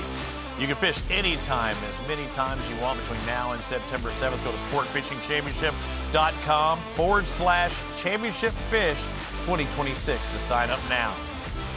We've got a contender there on the New Jersey Seabirds for top mahi-mahi. That was a good size one. Peter talked about how off the coast of Charleston that somebody caught a 65-pounder this week. On a center console single engine with a 5-foot gaff, female angler. Crazy. The guide on the charter gaffed the fish, and he was screaming, "I'm gonna catch it." He brought it in, everyone fell down. It was one of those complete mayhem. When he gaffed it, I thought there's no chance. But the fish was so tired that it just passed out when it hit the deck. Look at the size of the teaser we're seeing out of Remix. Second from the left on the top. Those are some bigs. Those look like big teasers. That's not a small profile as far as that chain. They were just flipping it around just a minute ago. It looked like those bowling pins you were talking about before. I did see a bowl. I could have sworn I saw a bowling pin earlier.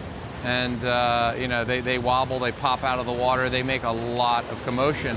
And sometimes that's what you need. That's actually the weight. That's a weight for the dredge right there. So I think they're putting a dredge out. But they were rolling it up. I could have swore I saw multiples, and they're taking a little peek over to the side. Maybe you just got me on bowling pin mode, or maybe he was flipping that weight over each time. Yeah, no, there you go. They are. They are the bowling pins. See? Yep. And those are intended to look like skipjack tunas or tunas. You see the stripes on them. Yeah, so that's a favorite of marlin. Then you got the black lure behind it, or black and purple. With a Mr. Tasty probably attached to it? I don't think so. Not on this particular one. And I say that because Peter talks about you can't get that in fast enough, you know what I mean? Okay. Well, they usually do that with a squid chain, but you'll keep the bowling pins close to the boat, and boy, you'll have a heart attack because they pop out of the water and it's a black back, and you're just sitting there and you just see, whoa, and it pops out. It'll make you crazy. Either way, you're seeing something that may be the little helper on stirring up these fish, these blue marlin. All right. Should be good. The official timekeeper of Sport Fishing Championship, Citizen, will be counting down the hours and minutes of every competition this season, all the way to the final seconds of the Zane Grade Championship playoffs. That Citizen's lines out is 17:41 and counting. They just need to be hooked up and called in before it strikes 0. You know, Robbie, I got my Citizens lined up like Garanimals. I got my clothes lined up, my watches to match my Garanimal suits. I wear my Citizen every day, and I'm not a watch wearer. And once you get back into watches, you went to your cell phone, it's back on watches because it's instantaneous. You don't have to pull it out of your pocket, you don't have to hit the button to look at it. I've been wearing watches since I got with Citizen for the past 8 years now. I've been with them, and man, a little bit of everything. The Pro Master series, the dive watches, they're just absolutely beautiful. And then, of course, you know, I'm an Otessa. You're an Otessa, yeah. They have a lot to choose from. I feel it's like my, and I know I'm talking about watches now, but I feel it's kind of like my wedding band. Like I feel naked without it. I feel naked without my watch. Like they Citizen, but again. And you know, young kids are wearing them now. Remember, you know, there was a point where the cell phone and everything was on that, and now young kids are getting them. So that fish is about, you know, that 200 range. I thought it was going to be a little bigger based on what was happening, but They got it going on. And looking for That was a lure bite. That was a lure bite. So they went big. They went big profile. They changed it up completely. And bowling pins and big lures, and there you go. Sarah doing what she do. She just stands there, especially that last 15 minutes. It's all hands on deck, everybody thumbing a reel, getting ready. Kenny's trying to recuperate. He just had a fight for quite a while. You know, Robbie, it's a thing where the captains have to change the strategy. Like, find your own water, find your own spot, you know, and then you deploy different things, different tactics, different speeds, different profiles. You know, how your tack is, a down C, quartering C, you know, up C, in the trough, whatever it may be. Is it all big profile baits? You know, you never know. So change it up, figure out what's working. And luckily the remix figured it out, and they figured it out in a very fast manner with 2 blue marlin under their belts today. They are leading the day on the daily with 2 blue marlin. I did notice when I was looking at Remix just a moment ago, you talked about having to find your own water, have to do this. Yesterday, Remix and JC had said that they were around sales and just couldn't get the fish up. Maybe it was that bowling pin move. Maybe it's just something different, because I am seeing other boats around them. But we're hearing the call-ins. We're seeing the fish by the Remix. You know, they're doing something better today. What do you have, 4 and 4 out of the sales the past 2 days and only 1 fish today? Yeah, they've got a total of 9, exactly. They've got 6 blues and 3 sales in South Florida sales. You know, 100% ratio. That's a big difference. But this is, you know, look, it's like summer, right? Pretty much. It's working on. This is the time of year when, you know, people are taking their trips over to the Bahamas and doing their marlin fishing and their mahi and things like that. It's a great time of year. There's a lot of boats that fish these waters. It's not far from Palm Beach. It's 100 miles. Not much of a run to be able to get in this kind of fish. Do you look at this almost like a sailboat race where I want to stay on the right spot? I want to be a little more upward than that next boat? No, it's more expansive. It's more expansive than that. I mean, when you do find a spot or you mark a fish, you definitely want to close them out. You want to, like, get your lats out and block them out, you know, like a big peacock. Because if you mark a fish, sail, see something. Yeah, what do we got here? We got lights out, seeing something? Yeah, it is lights. Doing some twitches there. A little bigger setup there. What the fuck? Yeah, they're waiting. Sorry about that. They're definitely waiting for that moment. And you're watching live, you're listening live. This is how it happens in the waiting moments of the final day of competition. I think they had a looker. They definitely have fish in their spread, and it's not like they've given up. It's not over, Robbie. There's still a fish around. You know, they don't just pick up and just zoom away. They're still looking. When you see see? There we go. Just like that. Never surrender. Came off. Came off. He's dropping. He's dropping back. You're seeing the other angler with a few pops now. Now they're getting bit again. Come on. Just not taking. Yeah. And now the second angler that was in the bit, wasn't the primary, might be the one that gets bit. Yeah, he's on. Yeah. Let's go, baby. All right. Perfect example, having multiple flies in the water. Working on it. This could be big for lights out, Robbie. Yeah, look at their points. This would jump them up into 4th place if it is a blue marlin. Left teaser's got to come in. Right teaser's got to come in. For them to be that excited. And this is the winner of the first tournament of the season. A 1st and 4th looks way better than a 1st and 6th. I'm just going to fish mine flat in case there's a second fish here. Cockpit teaser's behind the left teaser coming in. He's racing. He's going to fish this flat. Want to come on back for us? Spencer. And even one spot, if this is a sail, jumps him ahead of him for a second. Nothing crazy. This is a 30 fish. Okay, that's cool. Pick up some slack on your right teaser for me. That's all. Literally put the fucking jumbo. Hey, there's they're 30 seconds. They're ready. They're ready. Already making that turn, going towards the fish. Obviously trying to close the gap a little bit. And you see, you know, you were talking about how they missed it, but I was like, yeah, they're still there. They're still there, and he bit 3 times. Well, the whole time I was watching Angler and he missed that, I was still thinking the secondary guy might have been the one that got bit, and that was the case. It wasn't the guy that was getting all the looks. It was the guy that actually got the take that was sitting to his left. Working on it. Yep, your bike's a little low. And point-wise, if this is a sail, they stay in the same spot. If it's a white, they would jump past the North Carolina flare. If it's a blue, they jump all the way past the outcast and into fourth outright. Yeah. No, that drag's pretty tight. Yeah, the drag's real tight. 10 pounds.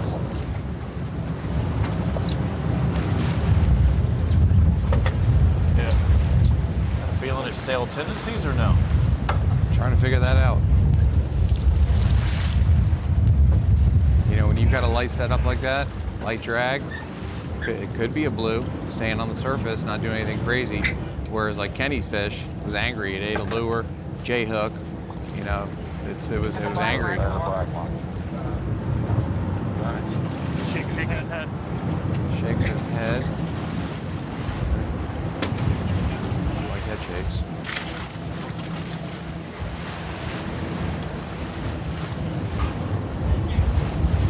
They're making ground and time is ticking. We're gonna take a break, but stick with us. You will watch it in a 2-box. So we'll have our commercial and SFC going on at the same time. What are the lights out at?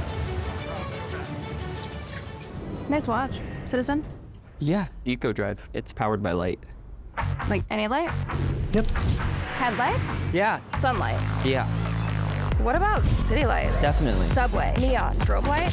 Those two. Really? Yeah. Disco? Uh-huh. Underwater? Yeah. This light? Spotlight?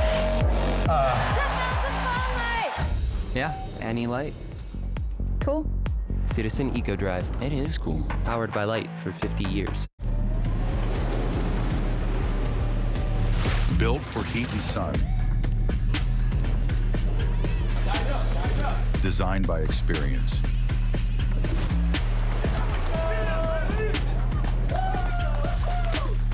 There he goes. Battle-tested solutions for the fearless.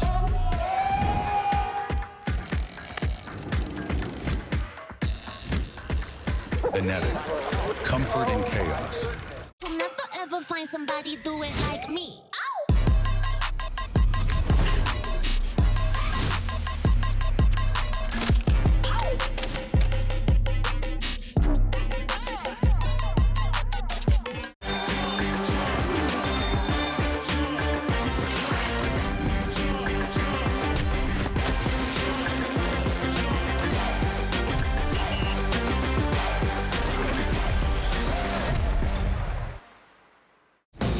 Coast Guard, we are taking on water. The United States Coast Guard.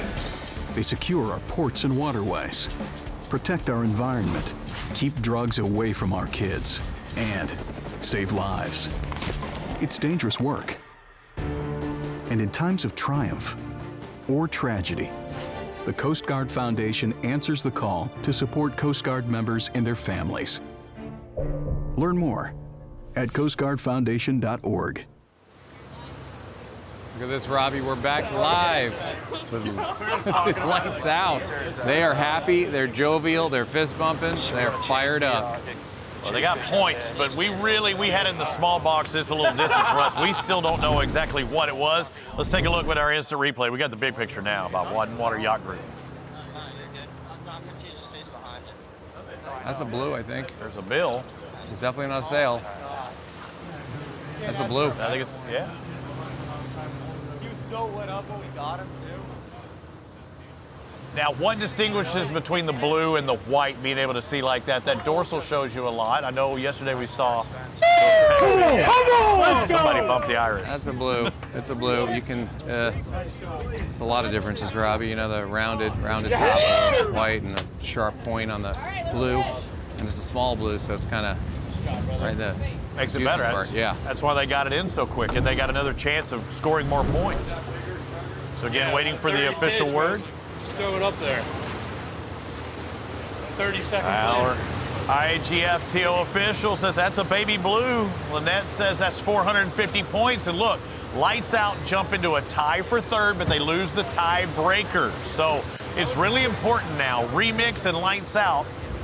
If one of them just catches a sail at 75 points, and that breaks that tie, but right now Remix caught theirs first, so they're in effect third place.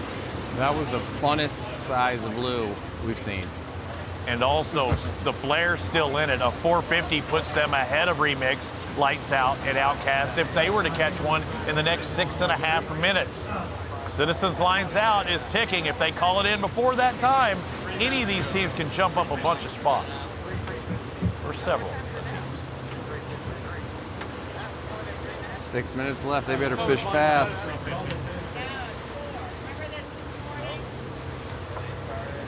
They're deployed, they are ready, but it shows you how fast it could happen. We saw 2 catches by Remix and 1 by Lights Out Boston, and the points have really changed since then. We knew Sales, if 26 billfish, Robbie. We got 26 billfish amongst 7 teams, and the majority are blue marlin, and that's what we like to see.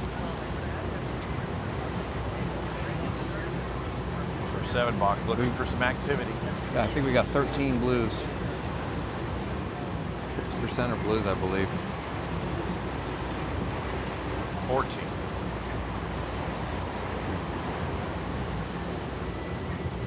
One by North Carolina Flare, 1 by South Carolina Outcast, 2 for Lights Out Boston, 2 for East Coast Remix, 2 for Jersey Seabirds, and 6 for South Florida Sales. At the bell. No, Rob, I'm going to pull your left juice now. We got some back. When you come out of this turn, I'll put on back your shade, okay? We'll get here from Rob. Pull the last one down.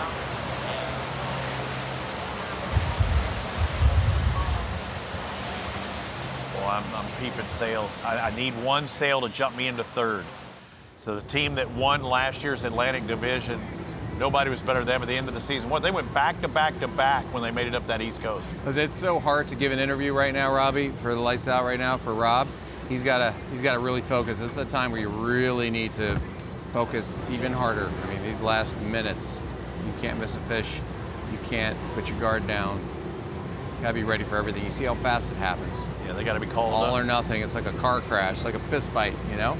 Yeah, they gotta be called in and hooked up. And yeah, I wasn't looking for an interview there. I was just looking to hear from Robbie. And it's different. You know, I come from that bass fishing world. I know you've been at the Classic. The bass anglers used to talking about what they're thinking while we're watching them. These guys aren't used to being live out in the middle of the ocean. You know, the rest of the world watching them as it happens. You see how they're attentively just really trying to dream them up and wish them up, pray them up, if you will. Everyone is ready, and then you see the New Jersey Seabirds in the upper hand there. I don't know if it's, you know, trying to spot his bait. Looks like a short bait there. He doesn't like it. He doesn't like the way it's swimming. I think he's going to change it out. Nothing to see here, folks. A lot of looks, a lot of feels, even looking at the sails. Everybody with a hand on the rod and reel, just trying to figure that line. Want that little tick that you might not see otherwise. You know, the nice thing about this, it's more than a little tick. It's like an explosion.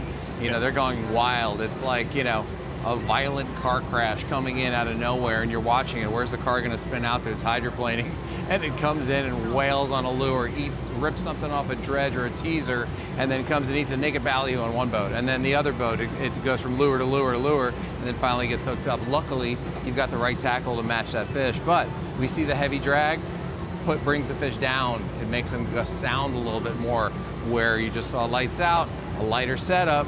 They got the fish to the boat very quickly. They made quick work of that fish, and that's what you want in these tournaments in a perfect world. Yeah, we saw that a couple of times today, some quick catches, but also some that took over 20, 30, 40 minutes. And everybody's dreaming about that moment right now. You start seeing things. You start seeing the water just shift a little bit, you know, just like a little funky splash. That's generally how it starts. You'll be staring out there for 3-4 days, and all of a sudden you just see one splash. It doesn't look right. And then everyone jumps to attention, and then here it comes. It's explosive.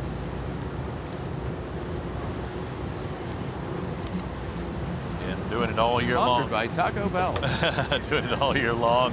Citizens Lines Out.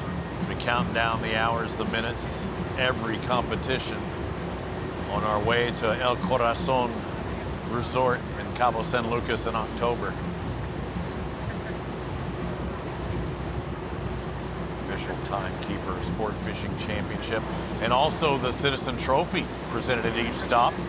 I think it's carbon fiber, lightweight, sweet looking. I saw it in oh yeah, Key West. It's a beauty, a real beauty. A few weeks ago. Get it? Real beauty. It's a peach hunt. Minute 40 and counting. Again, just have to be hooked up or called in at that point. Looking at an electric Hanging reel. on the ready. Hanging on the ready, and there's their last blue on the remix. I mean, I'm looking at other screens. You're cheating. In addition to the 7-box. Man, we're just getting some playbacks on another monitor here, and it's just a lot for the senses. It's enough to watch 7 teams and everybody doing something. I'm like, beat you up like my buddy Denny Stevenson. I was calling Supercrosses, and he would look out the window instead of watching his screen. It's like nobody saw that. Yeah. And that was right here on the ESPN. Talking about James Stewart. His brother, a big angler, Malcolm Stewart. Less than a minute to go left, and the citizen line's out. That's somebody you should get on your show, Malcolm Stewart. He would love to do it. Well, you know, I just actually, you know, not dropping names or anything, but it's Ray Lewis's birthday today, and happy birthday. He called me years ago to go fishing, and every year, you know, pops up, he sends me a happy birthday. I just sent him a happy birthday, and I said, let's go. He said, let's do it. So he lives up there, and he's in there up at Boca. That'd be cool. Yeah. Still time. Who's going to show up here in this 17 fleet? Will we see action in the final seconds? We've seen it before. We've seen it when it was 0 in our clock, but it wasn't 0 in real time in theirs. Again, the video is bounced up from satellite and back to our control center. So we could have an 8 to 10 second slip that we'll have to get verification, but we're looking for that call. 3, 2, 1. All right, Citizens lines out is now. Let's look for a little bit of a buffer. There may or may not be. And obviously it's not now. South Florida Sails doing almost 3,000 points. Taking it to the hole. 6 blue marlin, 3 sailfish. They were a white marlin away from a grand slam, but they'll take it. Big Ben with the win. Here comes the King into the pit with their celebratory song. And you know what they're entitled to? More meats. Tomahawk coming their way. They capture that flag, so they will pull down the Seabirds. They will raise South Florida Sails, taking their first ever victory in Sport Fishing Championship.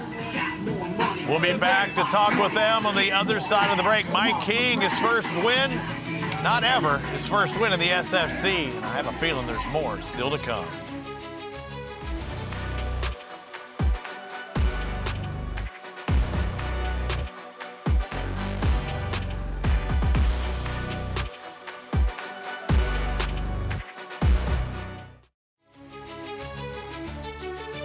The Walker's Cay Open is sponsored by Real One Fishing Club. Good things come to those who wait. Mississippi Steel Processing. Altex 2. And by JB Tackle. Gonna have some new love into our picture as well, including cross-chartering yacht transport. Full-service yacht shipping company offering a broad range of lift-on, lift-off transportation services for yachts, super yachts, sailboats, including the pre-transport preparation and logistics. Clubs that qualify for the Zane Grade Championship playoffs will be using this service to get their boats to Cabo San Lucas in October. So I'd like to give a personal, tip of the cap to cross-chartering yacht transport, because that's how they do it. People say, how do they get their boats through that Panama Canal? Have you done that? You gonna bring your boat? I haven't done it, but hey, if they're putting it up out there, I'd like to put my Invincible on there.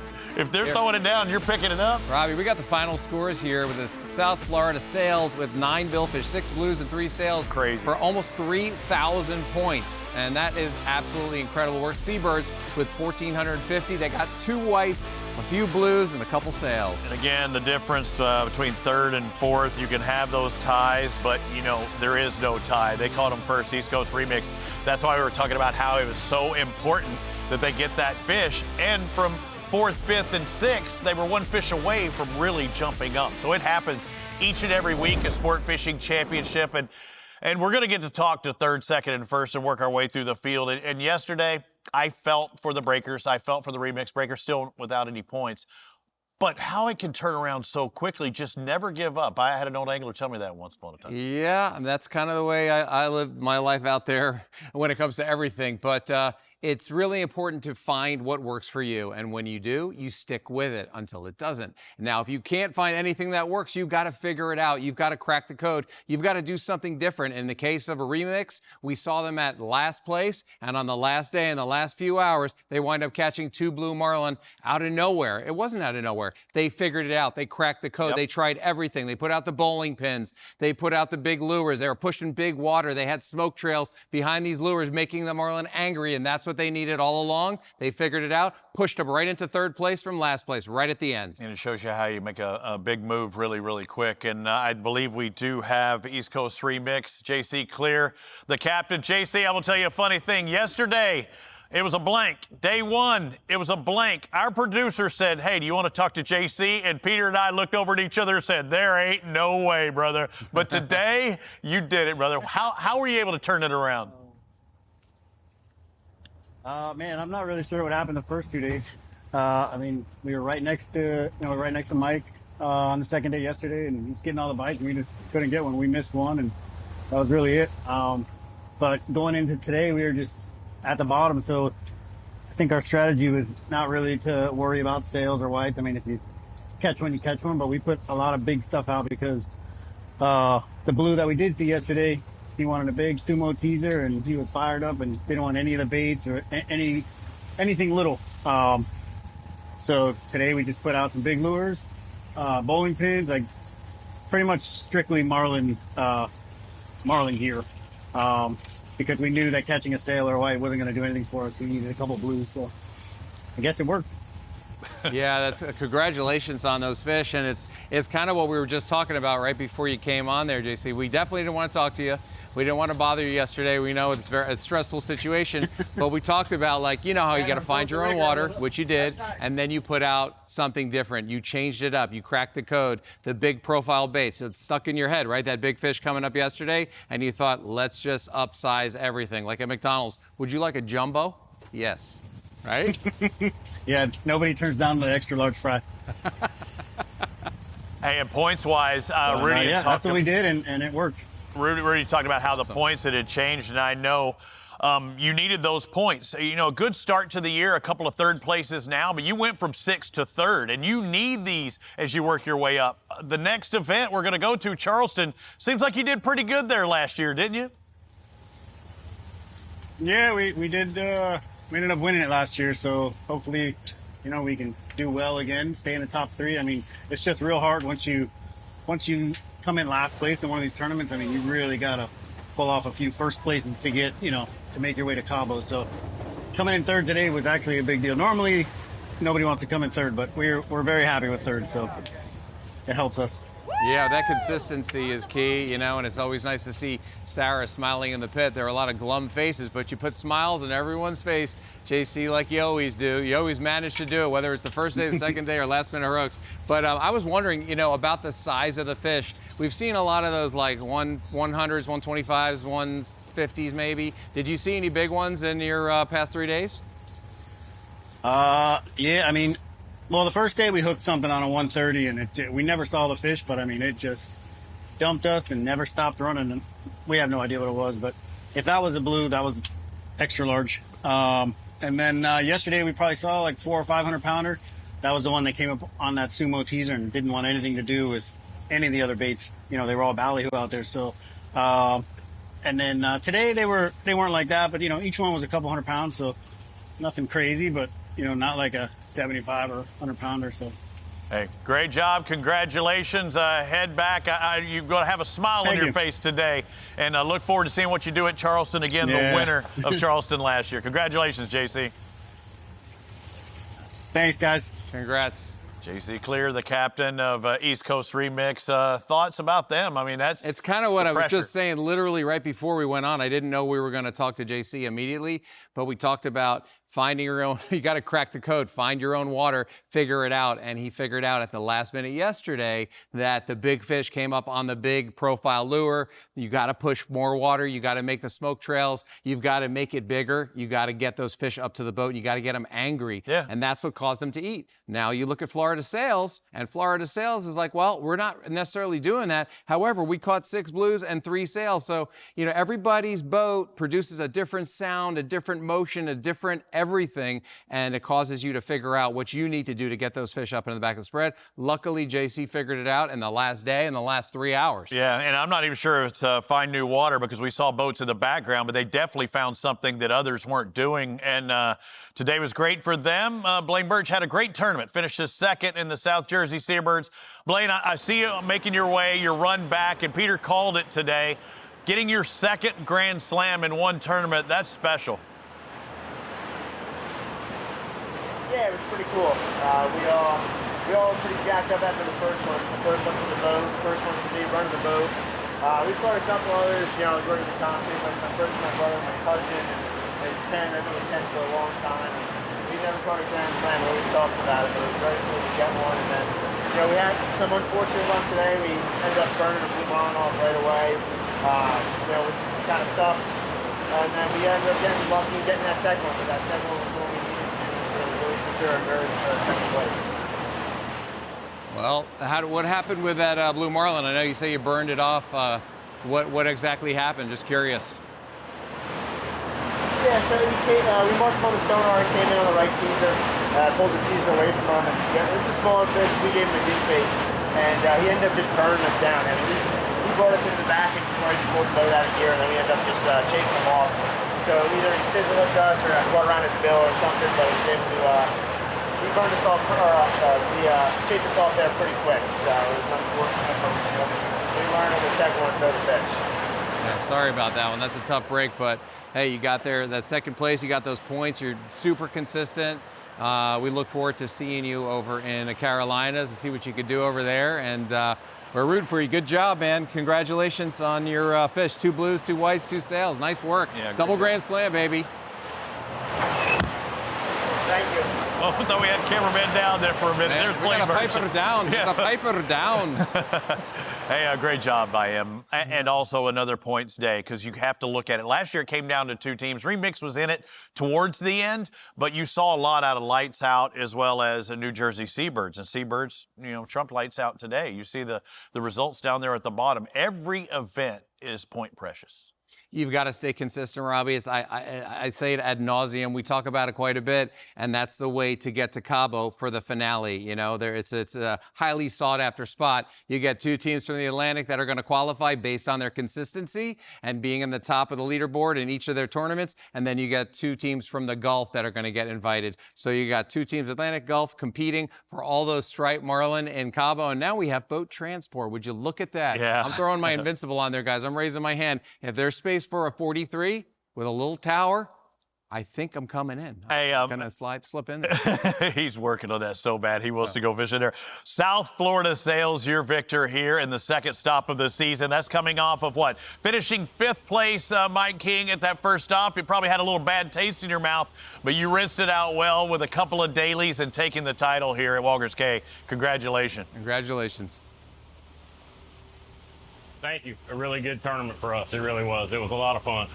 Have you ever done anything quite like this where you've had so many events that you have to be consistent for, and not only like 1 or 2 or 3 events, but you've got to be solid for 6 tournaments to move on to the Zane Grey Championship playoffs? I'm a pretty competitive person and in life, and my charter businesses and being a professional captain, I look at each day is a tournament, and I just gonna do the same thing I do every day, and I got a great crew, and if we see the fish, we're gonna be good. What a great feeling, Mike, that's got to be, you know, to be able to sit where you sit, make those decisions, have a democracy where everyone says, you know, you're the captain, you know best, and you guys talk it through, and then to look down and know that you're getting 100% on day one, 100% on day two. I mean, I don't think we've seen much of that. I got to be honest, Mike. You know, we're just meeting for the first time over here, and I don't know if you can hear me, but I want to give you mad props to your team. You know, coming in here, guns a-blazing.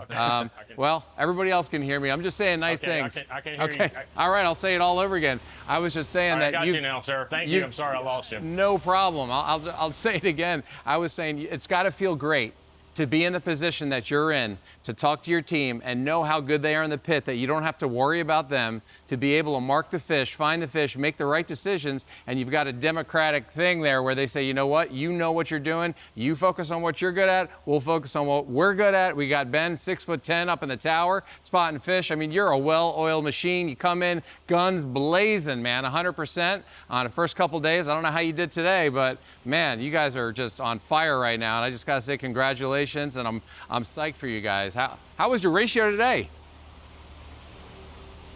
I hate to say anything negative, but we only saw 2 blow marlins, and we caught one, and we let one get through the maze. But we saw 2 fish today, and was glad to see them. Of course, as you would think, we had a lot of boats around us today, and not in any way was it bad. It just you know, it put 10 or 12 boats where there's 12 fish, and you know, it breaks them up a little bit. So they were 9 for 10, Peter. They only had 1 miss out of all that. Everybody will take a 900 batting average. 90%, any day. That is amazing. That's pretty darn incredible. You can't expect it to hold it up, but I'll keep hoping that we do. You have to finish in the top 2 at the end of the Atlantic Division. You don't have to win it. You come in the top 2, and right now I'm here to tell you we're going to our next page, and you are in that top 2 now. South Florida Sales with this victory. Congratulations, Mike King. You're looking good, and we're heading to, I believe, your boat owner's home waters as well. I think they're going to know a little bit about Charleston, South Carolina. Congratulations. Congrats. Thank you. There you go, and I talked about being in the top 2 as we take a look at these updated standings, Peter. You take a victory, it's going to move it on up to the east side. 5,900 points. They're 200 points out of the lead for the Atlantic. That's a deluxe boat, an apartment in the sky. Look at that, 5,900 for the Sails, 5,600 for the Seabirds, 5,600 for Remix, 54, 44, and 4,000. It's a pretty tight race, but Lights Out's feeling pretty good up there at 6,100. It's got to feel good. That last marlin for them was que tremendo. And the importance of Lights Out taking that victory and not having their best tournament. They're still on top, much like they finished last year as well. So things are still looking good. The Breakers got to get off that schneid. But again, another winner, 2 events in 2026, 2 different winners. That's a wrap for the Walker's Cay Open. Be sure to join us as the hunt for the Zane Grey Championship playoffs continues from the flight deck of the iconic USS Yorktown in Charleston, South Carolina. It's the SFC Carrier Cup presented by Hook. Coverage begins Friday, May 29th through Sunday on 1 to 4 p.m. Eastern, SFC YouTube and ESPN+. For Peter, for Chloe, I'm Robbie. We'll see you next time in Charleston, South Florida. Sales for winners.